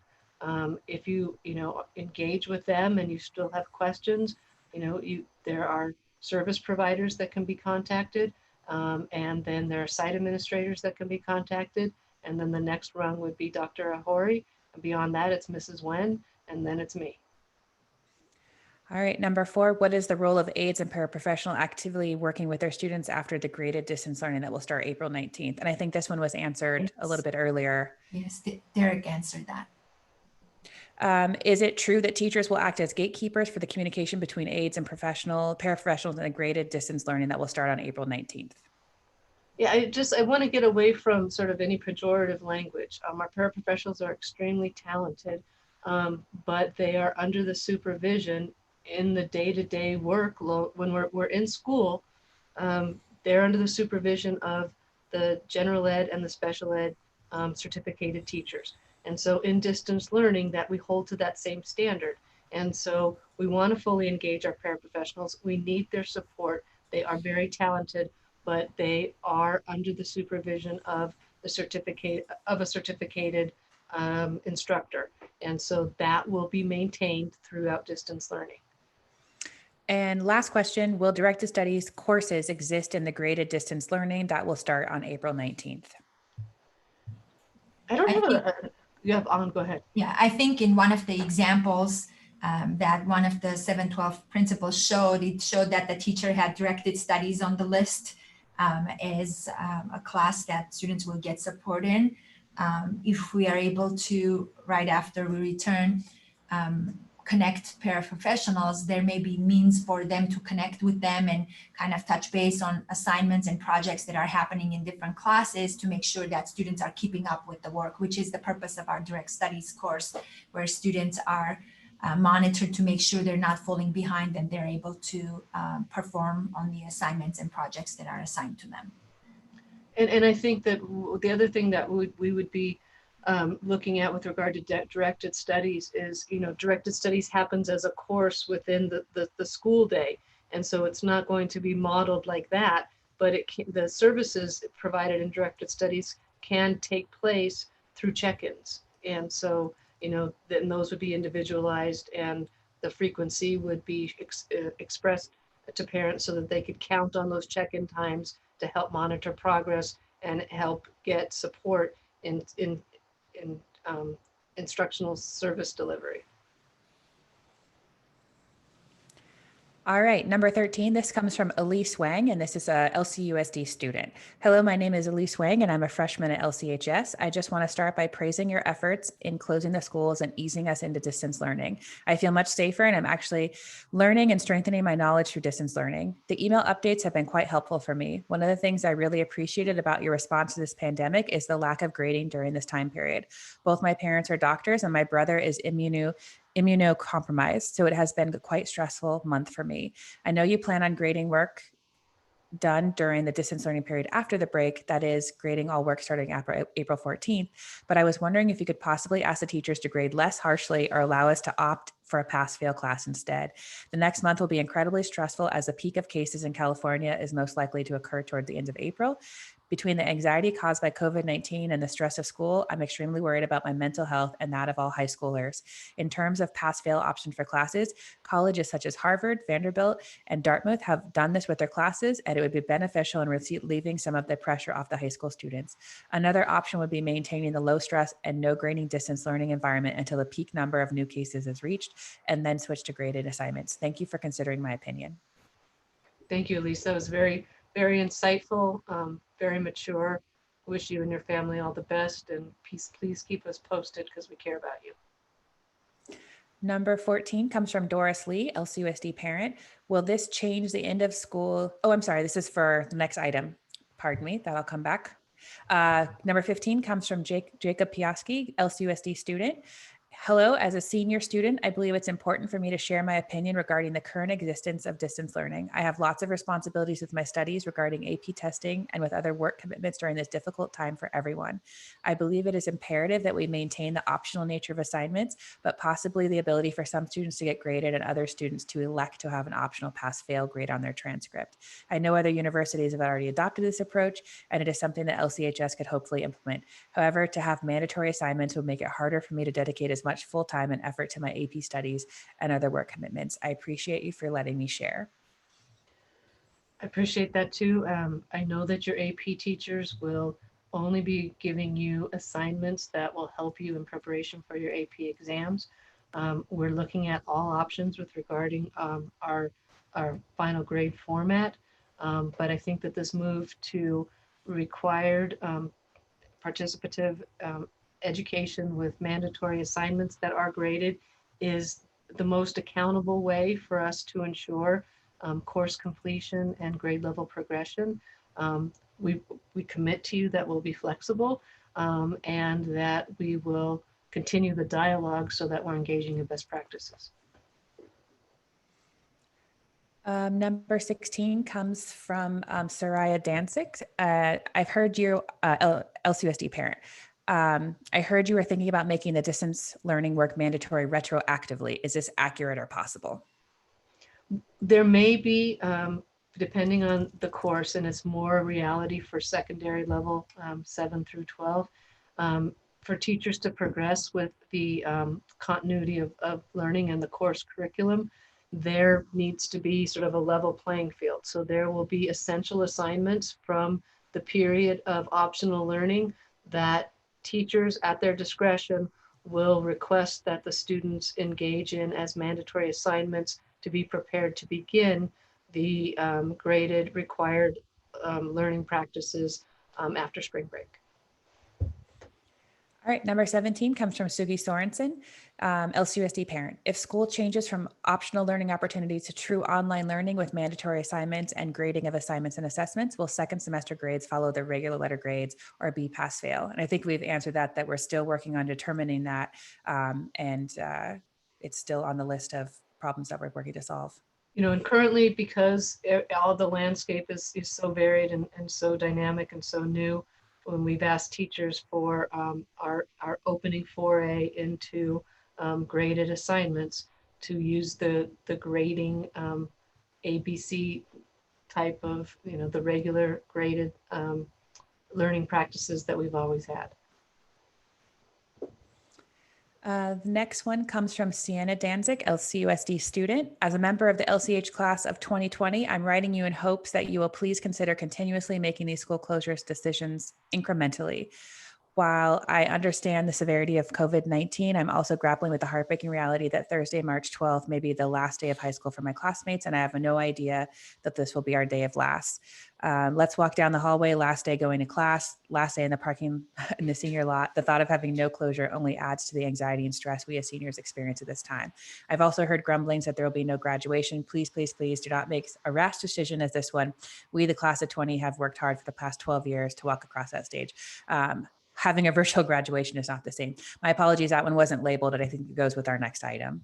Yeah, no, and point well taken, and I'm sure we'll revisit it again with the next item, but I have, you know, I'm so impressed and so proud to work for this governing board and their commitment to incremental decision-making that takes into account every piece of data, every commitment to student safety, health, and well-being, and a real recognition of just the importance of our community being connected at school allows them to, you know, put that forward, and we'll continue to communicate. But I know that their commitment is strong for incremental and appropriate decision making.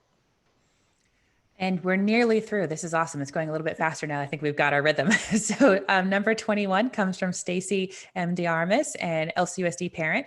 If our high school students will not be earning third quarter grades, will the fourth quarter grades earned, once accountable and graded distance learning is implemented, complete the credits needed for the school year, or will students be behind in annual credits? No, you know, third quarter grades are always a progress report. They do not go on the transcripts. And so this is really not much of a variance in practice.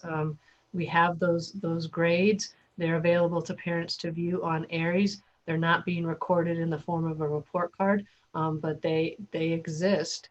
And going forward, the fourth quarter grades will be assigned and accrued, and we will determine the grading format for the end of the semester in an appropriate and timely fashion. But we are doing all of this to ensure that the course sequence is complete and that the grade level progressions are complete, and no student will be behind when the school year finishes. Great. This one comes from Jack McKenzie, LCUSD parent. Curious whether the district is saving money during the school year that can be moved to the next fiscal year to offset expected cuts. Mr. Evans. Thanks, Mark. And hit unmute. There you go. Our predominant costs of operations are salaries and benefits, and those are continuing. I suspect our utility bills will be a little bit lower for the past month and maybe the month ahead. So there will be some small areas of savings, but probably not substantial. All right, number 23. This comes from Carmen Slavov, LCUSD parent. Can you clarify how grading will be done? I think we've talked a lot about that with some clarity, but no more to come for everyone. We're working on all of those details right now. Next one comes from Tiffany Harris. This is an LCUSD parent. I am a concerned parent of 3 children, 5 through 8 years old at PCY. What is the strategy going forward to allow the teachers to teach so they don't fall behind? The 2 to 3 hours of homework for each child adds up to 6 to 9 hours. And I am a small business owner just trying to support my 3 employees. My husband is a physician. We cannot continue to homeschool without some online teaching. Other schools are teaching on Zoom. We hope our 10 out of 10 schools will mandate something similar. Thank you for your efforts. And again, I think this is one we've talked about, and we're working to help everyone with this. Number 25, this comes from Sue Joe, LCUSD. Oh, sorry, next one. That's for the next item. Stacy Boland, LCUSD parent. Ms. Annette just presented that an MOU with teachers includes having every other Friday being a non-instructional day. Is it possible to synchronize those days with the JPL RDO schedule? What does anybody know what RDO means? I think that's the remote, they do like a flex schedule. So it's like every other Friday they have off, so they can work from home. I believe Belinda is out there as a JPL, or maybe she can give us that schedule and we can see if that can happen. What do you think, Wendy? Yeah, my only thing is that we have an agreed MOU with LCTA, and it would be regressive bargaining to change that. But we'll explore this request and respond as appropriate. But when you say you have that, is it prescriptive in terms of what the Fridays are? They're ready to go. You've already landed on those dates? They're named in the MOU. Okay, gotcha. Elise Wang had a follow-up question, LCUSD student. Just to clarify, after spring break, assignments can be graded but cannot hurt our grades. From what I understand, our grades can only improve, but if we do not participate, it will affect our classes next year. That's not exactly how it articulated, but I think she's got a good grasp on it. I mean, it won't affect your classes next year, but if you have let's say you have an A and you don't perform at A level, you'll be held harmless for that A, but your teachers might not recommend that you go forward to an AP or an honors class because you haven't demonstrated that quality of academia.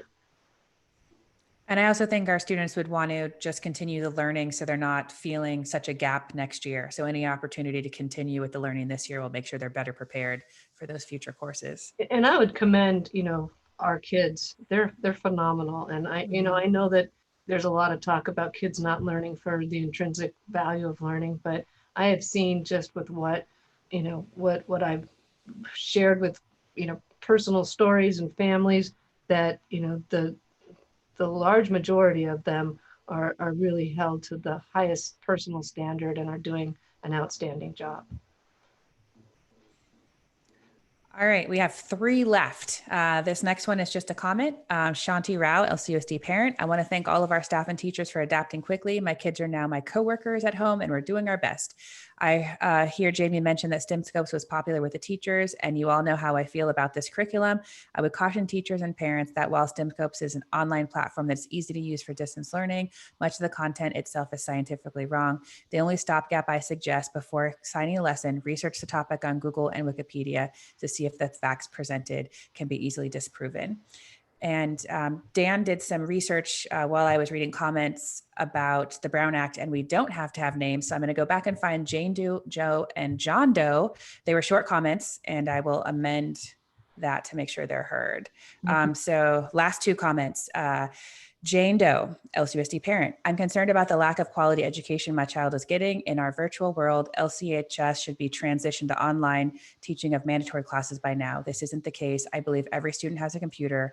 If that is not the case, why has LCUSD not procured computers for any kid in need? So thank you for that. And again, as a reminder, anybody that needs tech help or a computer, please reach out to us at help.lcusd.net and we will support you. And then last one, this is from John Doe, LCUSD parent. My child is in college and high school teens that go to private school are required to attend classes virtually on the same schedule as they did before COVID-19. Why are LCHS teachers not holding class on the same schedule as before COVID-19? Why are the occasional classes that are held optional? I think that there was an importance to provide synchronous and asynchronous learning. And I know that that there are private schools, I've looked at their schedules, who are holding students to the synchronous environment according to their schedules that, the period by period courses. There is some value to that, but I think that given the fact that we are in a crisis situation and that families are being pressed to the limit as our teachers, that it is a priority to be flexible and to deliver the best possible quality education and through a variety of means with both synchronous and asynchronous opportunities. And if we're talking about going into even a further level of crisis with spiking potentially going to happen end of April, early May, I would just say that there are far more critical daily schedules to attend to with flexibility required for teaching and learning with what our families are going to have to be facing. Kaiser? I do want to add that the colleges also ask faculty to ensure that they record their lectures on whatever platform that they're using, because there are so many students out there that are in such different circumstances. So faculty are asked to record their lectures so students can look at and listen at a later time if they are not able to attend during the regularly scheduled class time. Okay. And I'm sorry for the late ad. We just had 2 more comments come in, and then I think we'll close this topic if you're okay with it. But just to our audience still listening, if you are still submitting comments on this topic, they will be read. So we're going to need to move forward in our agenda, but I'll read these last 2 because they're just short. This is from Starlin Hall Marriager, LCUSD parent. Wendy, Joe, Jamie, Mark, Ellen, Keitzer, Anis, Brent, and Dan. Me and my husband, Jonathan, just want to say thank you for putting together such an informative meeting as we negotiate this uncharted territory. This will help ease our mind a lot. Kudos for a great meeting. And then from Lisa Simone, LCUSD parent, sorry if this hasn't already been asked or addressed, is a pass-fail grade considered for all courses? If not, why? Thank you. And just to reiterate, that's on a list of considerations, but we're still working out the details with grading for 4th quarter. And the MOU states that at some point as we move through the quarter, the district will confer with the association, and then the district will direct the grading methodology. Okay. I think this concludes a record 3-hour agenda item as I'm looking at my time clock. Do we have any other residual comments related to this one? I just, again, thank you for all the work. It's echoed in some of the comments in the public. Exceeded my expectations about what we could deliver here tonight. I think a lot of people cared about every bit of this. So, and I think we still have a lot of people on YouTube. Thank you for those that stayed. It's optional how much you want to stay. The rest, the next item probably has some interest, and then after that, it'll be more just Mark. standard board business. So I'm going to move to the next agenda item. Finally, making some progress here on this. Okay, we're on 11A. So, because there's no decision to be taken, that was really just an inform and a great discussion. This next one, I know a lot of people are still staying on for 11B, and I know it's something you've already kind of laid out to folks that we've been considering, but I'll turn it over to you, Wendy, to read it out, and we'll open it up for discussion. Okay, so I think everybody's aware, but just to give a little bit of sequential background, On Thursday, March 12th, the board conducted an emergency meeting, voted to effect school-wide closures beginning on Friday, March 13th. Initially, the end of the school closure period was set for Friday, March 27th. However, sooner than that date, the Safer at Home order was issued on Thursday, March 19th. As a result, the school board convened again in an emergency meeting and extended our closures through April 19th. Immediately after that meeting, after we had made our decision, the Los Angeles County Office of Education forwarded to all 80 of its school districts a recommendation for the school closures to be extended until May 5th. Just because I think that it's really important to be transparent, but I also know we have a commitment to incremental decision making. I still continue to recommend the May 5th school closure extension. However, we received pretty much directly before closed session, so before 5 o'clock, 2 pieces of mail electronically. One was from Tony Thurmans, the State Superintendent of Public Instruction, and it's a letter, but the key piece of his letter to the superintendents throughout the state of California, I'll read the opening paragraph, that he's writing regarding the current status of schools in California. As you know, we continue to deal with the impacts of the coronavirus and how those impacts make it unsafe for our schools to be served on campuses at this time. The need for safety through social distancing warrants that we continue to keep our school campuses closed to students during this pandemic. Due to the safety concerns and needs for ongoing social distancing, it currently appears that our students will not be able to return to school campuses before the end of the school year. So that's from the state superintendent, not a directive, but I think it signals some of the thinking, at the state level. That was followed by an email from Dr. Deborah Duardo, who is the superintendent of the Los Angeles County Office of Education, all 80 of the Los Angeles County schools.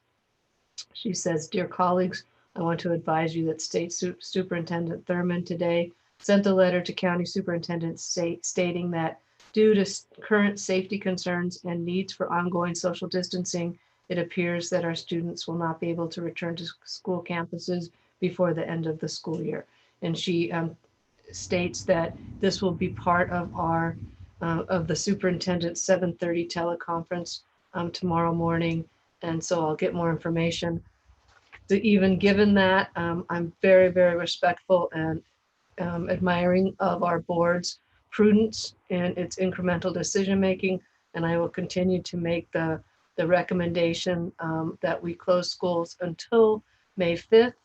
I also know our commitment to student health and safety. And I also know that our commitment to planning, because this puts our families in such, every family's looking at daycare, they're looking at managing households, all of that. They need as much information as possible. But I think we share a commitment with incremental decision making and providing families with enough notice that they can engage in family and planning and decision making so that we minimize the difficulties that families are facing. Okay, do we have a motion to discuss? So moved. I'll second. All right, let's discuss. I mean, every one of us probably has opinion. Dan, why don't you raised your hand pretty quick? Why don't you go for it? Why don't you start us? I support your recommendation to go to May 5th. I'm just wondering if we should make it a little clear that what we're really talking about is closure of the physical campuses and moving learning and education to online.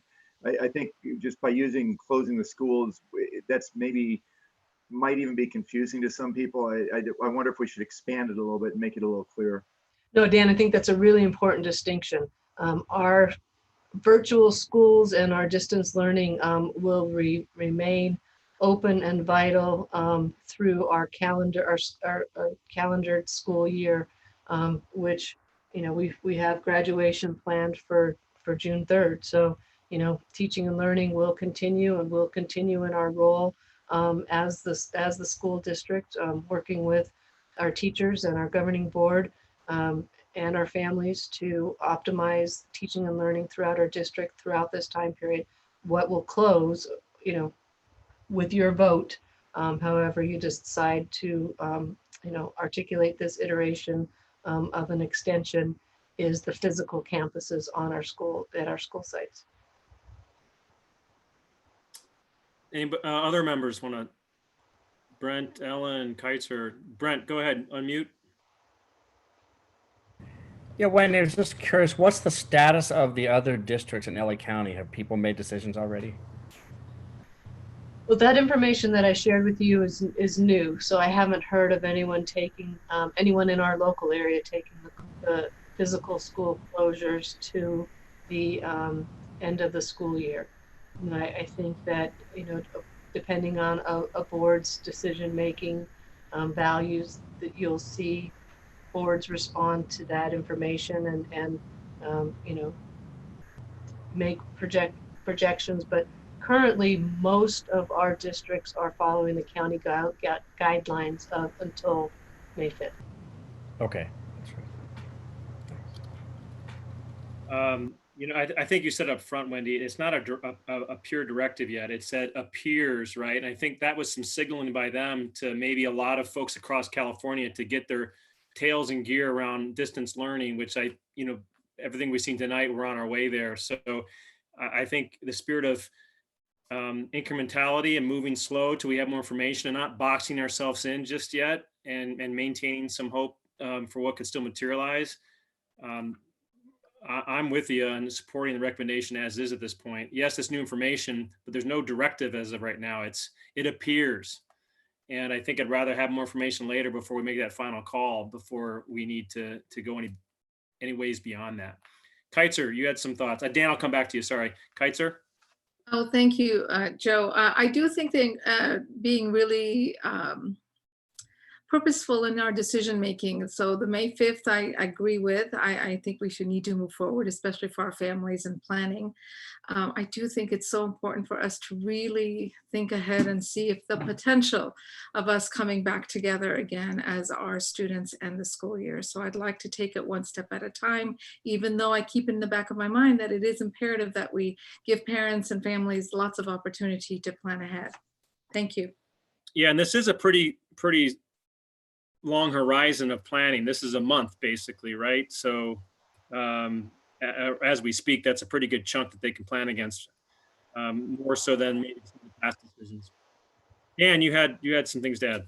I just wanted to see if we should take this all, people may be joining us late, maybe it's a good time to summarize what Wendy's recommendation is. And as I understand the recommendation, it's to have a student-free day the day before spring break and the day after spring break, and return to online mode only after spring break, with every other Friday being a pupil-free mode through May 5th, and keeping the campuses physically closed until then. Should we take those separately, or do we want to talk about all at once? Well, just to clarify, at the last meeting, the board gave me the authority to act in certain cases, and I used that authority with the MOU. And so the part that has been negotiated with the teachers union does not require board approval. There was, I conferred throughout the process with President Radabaugh, and so it was not done hastily or without understanding the importance of the board's support. But, in terms of Friday, the 3rd, and Monday, the 13th, being teacher preparation days in preparation for going to required and graded distance learning, that's in place.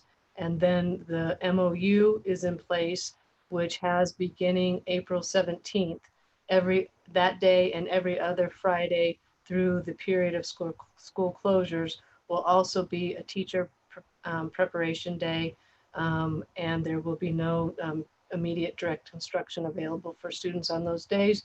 But I'm sure teachers will be working on project-based learning. There'll be the resources from Anna East. There's plenty of work that students can engage in, but you will not have direct instruction from the teacher or lesson designs pushed out on those days. So what the board is really focusing on with this agenda item is, do we push out or extend the school closures beyond the April return date of April 20th? And I wasn't suggesting otherwise. I think we've given you full authority to act, and what you've done is absolutely appropriate and necessary in the interests of the district and the students. I just was kind of trying to recap where we were, kind of summarize what the plan going forward is with the moving to online learning, the physical campus closures, the changes to spring break, and the alternate Fridays, just sort of to, you know, have it in one place. This is what the plan is. Yeah, and that's really helpful, Dan. And part of what I'll follow up with tomorrow is committing all of this to writing and sending it out to all of our families and all of our staff. Great. Any more discussion? Ellen, any thought? You're good? No. I mean, I think everything's been said. I don't need to. All right. Any longer. Well, then, do I have a motion to approve Wendy's? I think Dan made one. Dan and I both. Dan made one, and I seconded. I think. Okay, that was for discussion. Do I have a motion to approve? I'll move. Second. Okay. Anybody not in favor, speak up. Okay. So approved. Yeah. Oh, what was that? I see a hand, Jamie. Unmute. I have a few public comments on this one. Oh, I'm sorry. Thank you. We need, before we finally wrap it up. Okay. Let's go through those. Thank you for keeping us on there. Of course, they're short. Doris Lee, LCUSD parent. Will this change the end of school year date, including graduation? Is the school psychologist and wellness center available for students remotely to support students who are feeling stressed and anxious? Yes, I would need to work with the Wellness Center and Principal Cardinal to share out how all of those services are happening remotely, but I know that they are in place and there is outreach. And so let me work on getting that out to families, but the Wellness Center is active and engaged with remote and virtual supports. Great. Sue Ju, LCUSD parent. I'm curious whether the 2019-20 school year will end on the same date in June, or whether the school year might be extended to make up academic progress. Currently, our academic calendar is negotiated with our bargaining units, and the last day, pupil day, is June 3rd. There has always been discussion at the state level that the state could extend the school year. I think it's unlikely for the given school year, but obviously we would follow any state edict or legislation if we were required to do so. We have agreed with our Teachers Association that we would bargain the effects of such an extension. I think it more likely that if there was going to be an extended school year mandated by the state, it would be the 2020-2021 school year. So I'm sorry, Wendy, I thought that I heard that was already set and the state already made that declaration that there would be no extension. Is that incorrect information? You could be right. There's just so much information. I don't have that. Okay, well then I won't. Let's not assume that it's the case. Then we'll leave. But we can find out and include that in our communication. Okay. Anything else, Amy? Last one, and this is just similar. This is from Ali Hinojos, and it is, thank you, Wendy and staff.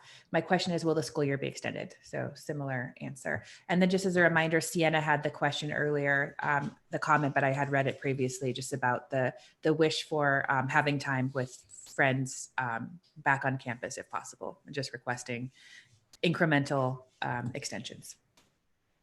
Okay, thank you. Okay, so returning back to, we were almost wrapped that up. Thank you for catching us there, Jamie. I'll return back to the final vote on this item. We had our motion, had our second. So now that everything's been decided and read, what any objections is what we position this as? Any objections to Wendy's resolution? No. Nope. Okay. I think we're all in favor, 5-0 Wendy. So be it. We extend the physical closure until May 5th. Okay. Moving along. Now we're making some progress here on the rest of the agenda. Let me just say now it was 11B. Now we're moving to 11C.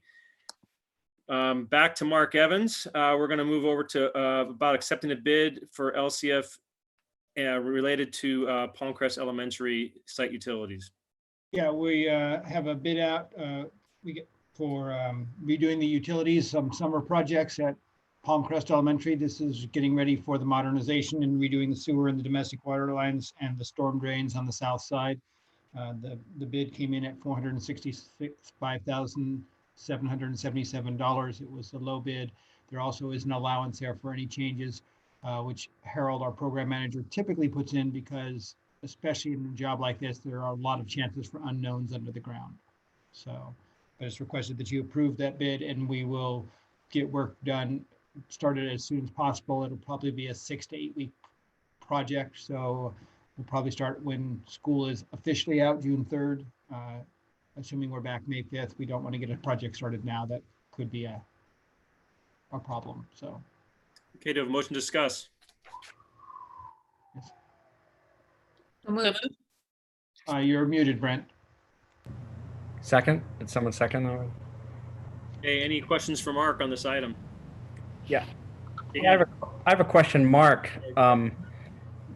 The 100,000 allowance, is that typical for a contract this size? Could you just talk about that? I think the reason for it on this one is because there's a high propensity for unknowns when we start digging underground. So I think that's why there's always some contingency in there. I think it's larger than normal because of the type of work it is. Okay, and then if they use that 100,000, will we vote on it as a change order, or can they just? It allows it to go forward if they are not changing the scope of work. We can continue to go without delaying the project, and then if they don't use it, it gets refunded back to us. Kind of like there's a change order on the agenda tonight for one that didn't get the full contingency, wasn't used. Okay, thanks. But most of them know it will not be a change order unless it kind of changes scope.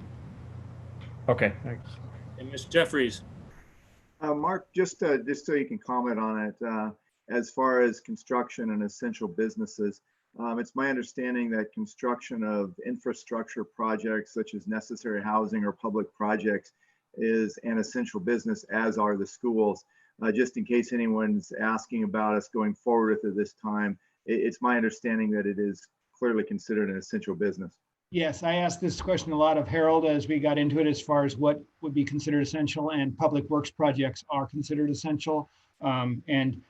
I think just around the city, you've seen that in continuing street work, tree trimming going on around the city in the last couple of weeks. So we'll continue doing the projects that we can. We'll do what we can. If school is not in session, we might be able to do some of those projects before summer. We'll play that out depending on what the timeline is for the projects. This is not one we could start now and be done before May 5th. Thank you. Okay, any more discussion? Okay, do I have a motion to approve? So moved. Second. The second. Okay, who's the second? Who do you want for the record? Is that? I'll take the second. Okay. All right, then all not in favor based on our protocol tonight. Okay, good to go, Mark. All right, the next contract is for landscaping at PCY. It's for the kind of front of the campus. Some of this is just old landscaping that needed to be redone, but even more emphasized after the fencing project. So it'll be kind of that night gold intersection and around the front of the school.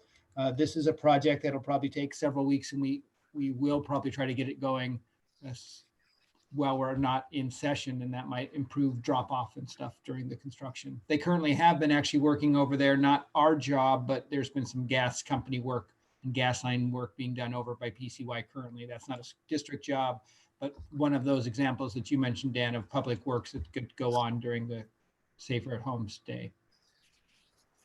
I mean, it's interesting overall. I was talking to a construction friend of mine that even the state has unleashed a lot of projects to people because the traffic's not there. You know, there's not a lot of people out and about, and they're getting a lot of stuff done. So it seems like a lot of agencies are leveraging some of this downtime to get some things done. And you know, so I don't have a problem trying to pursue some of these if it's closely linked to some form of essential work, right?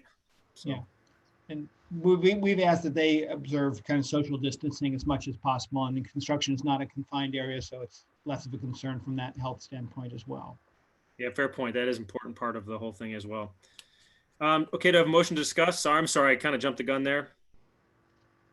I'll move. Second. Anybody? Okay. Okay. I already said my piece. Anybody else have? No, I just, what a great opportunity to take advantage of the fact that the schools are, you know, relatively unoccupied and we won't have future downtime while we're taking advantage of this downtime. You know, the other thing it might help by having some projects going on there. I know we've had some complaints about people accessing the campuses when they shouldn't be accessing the campuses. It might help to have some construction and other things going on at the time, just to sort of keep people away that should not be there. Yeah. Okay, I think we're ready to roll. Do I have a motion to approve? So moved. Second. Brent, second. Okay, all not in favor? Okay, you got it, Mark, again, 2 for 2. Right. The next contract is for more work at PCY. This is a fire line. There will be a new hydrant put in, one of the DSA requirements, and it'll be part of the necessary equipment for modernization. And so it's another good opportunity. This is a project that we anticipate will be 2 to 3 weeks. Chalmers, who did other work for us over the summer, was the low bidder on this project, and we'll move forward with that. The line will come in from, I believe it's over by the Olivetta Gate and run up by the NPR towards the new lunch shelter. And that's where the hydrant will be. And then that'll actually provide us with some of the infrastructure we'll need when we get to that campus to modernize as well. Do you have a motion to discuss? So moved. I'll second. Okay, thank you.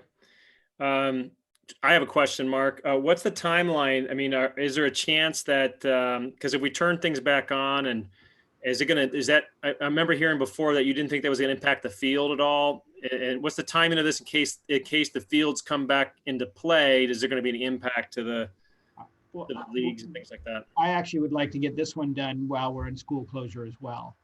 And it would have limited, it runs along the edge of the field in the NPR, so it would have limited impact on the fields.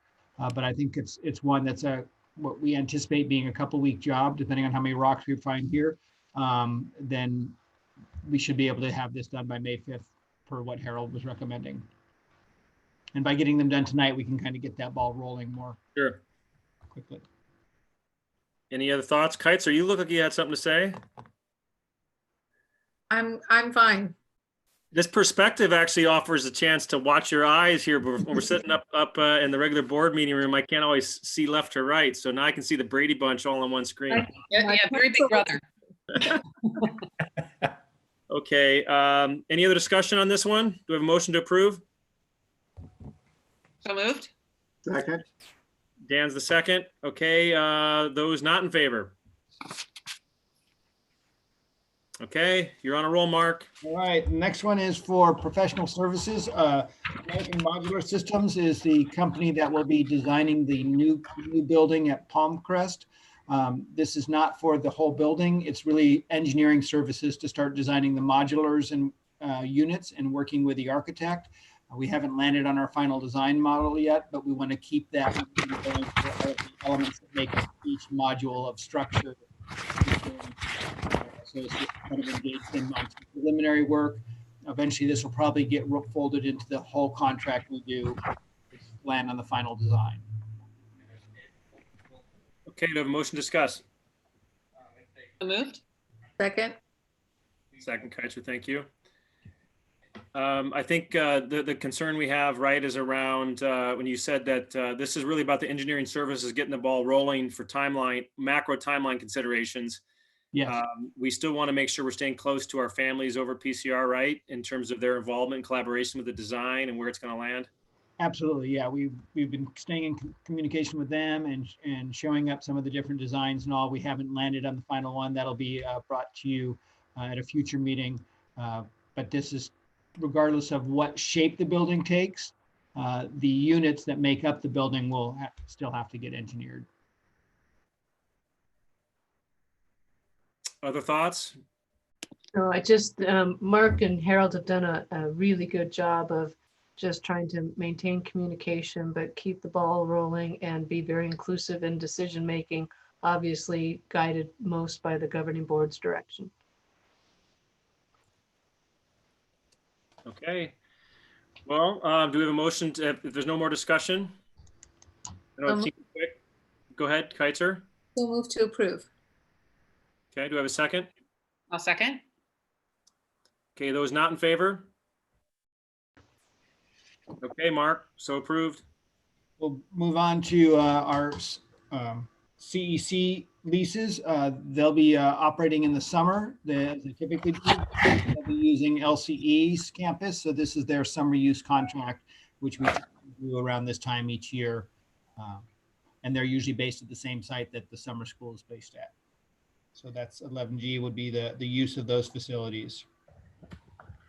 Motion to discuss? Also, Second? Ellen, and then the second with Brent, okay. Seems pretty straightforward. Yep, I agree. I'll do a motion to approve. Also, I'll move. I'll second. Okay, second. Okay. Okay, so approve, Mark. The next lease with the Education Center is for the Oak Grove site.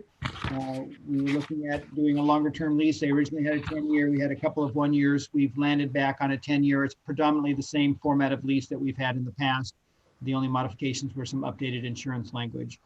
So this will renew their Oak Grove site for another 10 years with basically the same parameters as we've had in the past. So no change to the lease amount, correct? No, it has the same inflation inflation factors in it and the same square footage. So basically is just a continuation of the existing lease. Okay. I will make a motion to approve. I'll second that. Okay, those not in favor? Maybe that's how we should always do it. Okay, so approved, Mark. All right, and our last contract with the CEC, they also run our school site care for both the kind of gardeners and then the before and after school program. We had a 5-year agreement with them, and that has coming to a close, and this would be a renewal of that lease. It's not 12 months because of the summer program that they do. It's basically a school year lease, but it renews it's for 5 years, but it doesn't include the summer months. As you saw, we did the summer program before. Again, a roll forward of the existing agreement we've had with them in the same format that we've used before, same inflation factors and all. Again, updates only to the insurance language. Motion to discuss? I'll make a motion, please. I'll second. Thank you, Dan. Mark, I was going to ask if we had any other providers who expressed an interest in putting in a competitive bid for the contract. Several years ago, we did an RFP for the aftercare service, and we had several agencies in addition to CEC who submitted applications. And I'm just wondering if it's necessary to do that. I think we're very happy with CEC. I just didn't know if anybody else out there had expressed an interest in providing that service for us. We're able to roll the agreements forward as long as they're continuous. We didn't go out for an open bid this time. We'll be looking at that for like the license agreement with the field, but we didn't do that this time for this. Okay. And I will say I'm not asking because I'm looking to change. I'm very happy with CEC. I think their philosophy really dovetails nicely with ours. I was just curious. No, and we it was in 2012, I believe, that we did the last RFP process, maybe 2013. But we haven't had anyone come forward expressing an active interest, and we haven't had any complaints. Families have acted extremely satisfied. but I would recommend that at the close of this extension, just, for best practices purpose, we would, consider going out for an RFP process. Right, right. Okay, Dan. Just a question. It's not directly related to the lease, but do you know the status of the Oak Grove campus? Are they continuing their operations, and are they required to follow what we do in terms of closures of campuses? Yeah, I had a brief email from CEC, and they are basically shut down, and but they're going through currently, trying to keep staff in paid status, but I don't know how their funding works, because I think people pay on a month-to-month, as used basis. So, but they are still keeping it up and running, and to whatever extent is possible with the safer at home order. Keitzer, I'm sorry, you didn't want to interrupt you. No, I just wanted to add, Mark, if you don't mind, any early childhood education program, as well as before and after school programs, are also following the mandates and directives of the Department of Public Health for LA County. So they're getting directions, and there are bulletins that are coming out on a almost twice weekly basis. So that can be included if we need that additional information. Well, and I think that's adding to the kind of stress families are having, because the younger ones are at home as well. The other thing is that, CEC is a not-for-profit childcare center. So I would imagine that the impacts to their funding and their budget, are pretty extreme. Yeah, I think all of this is going to question fundamentally how people are set up so they can weather things like this, because I think some people are upside down a lot quicker than they would have ever thought. So just everybody's got to brace themselves for a new norm. So can I just do one quick shout out? We have an 8th grader watching. Carl, thank you for watching. I just wanted to just let you all know that we even have watching. Are you talking to me or the 8th grader? Anybody listening, Mark? Thank you, Carl. Before we started, I asked my 8th grader, hey, any interest in watching now? This is so easy for you to watch a board meeting. Nope. Yeah, this would not be the one to start with. No takers in our house. Yeah, this was not for the faint of heart. Okay, so then to bring this to a close for 11I, do I have a motion to approve? I'll move. Second. Okay, thank you, Dan. All not in favor? Okay, 11I is approved. Thank you very much. We're going to move to 11J. Good job, Mark. We're going to move to 11J, and this is turn over back over to Wendy, right, about order for the governing board election. Thank you. This is a resolution. It comes back to the governing board and reflects corrections to the previous resolution based on recommendation from LACO. The terms of governing board members Brent Cusick and governing board member Vice President Ellen Multari are expiring, and those seats are to be filled by an election on November 3rd, 2020. The cost of the election is shared with other entities having elections at that time, and we estimate the cost to the district will be approximately $100,000. And it is my recommendation that the board approve Resolution 9/1920 to order a biennial governing board election on November 3rd, 2020. Okay, do I have a motion to discuss? So moved. Second. Thank you, Ellen. Second. Feels pretty straightforward, right? This is the normal protocol as we go through the cycles of all of this. So I don't know if, do we know who's gonna have another election in November? When you say other entities, well, we got the national presidential, of course. Yeah, the general election. Okay. But citywide doesn't have anything, do they? I think their name. That was in March. Yeah. Okay. Do we have to do this? Are we Brent and Ellen, right? Do we have to? No, I don't like what it has to say at all. Regrettably, we do. Well, seeing your names actually tied to this is kind of the reality of what has to happen. Has to happen. So, unless there's any discussion on this, or we move right to a motion to approve. I will move to approve. I'll second. Okay, Kaiser. Thank you. Okay, then Those not in favor?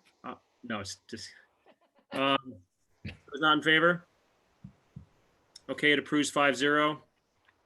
Thank you, Wendy. Thank you.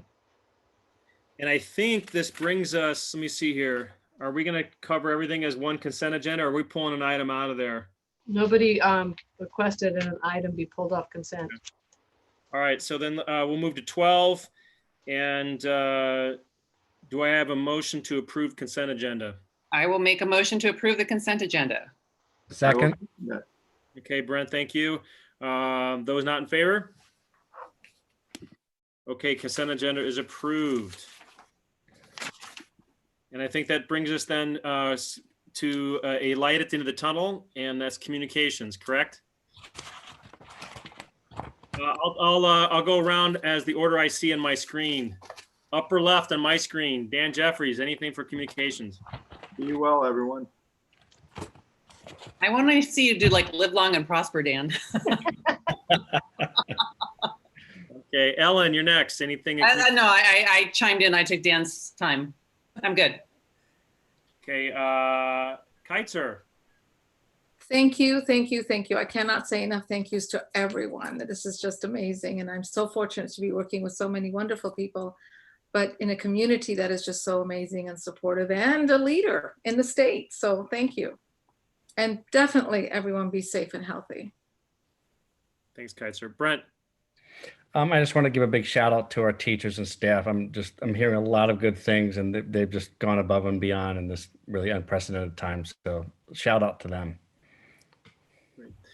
And I echo everything that's been said. I mean, over and over tonight. I think you learn a lot about everybody when we're going through a crisis, and it's to see the LCUSD leadership team and staff in spades just rise to the occasion. And we already knew you're great, but you have a whole other perspective of how great we are when you see it in this situation.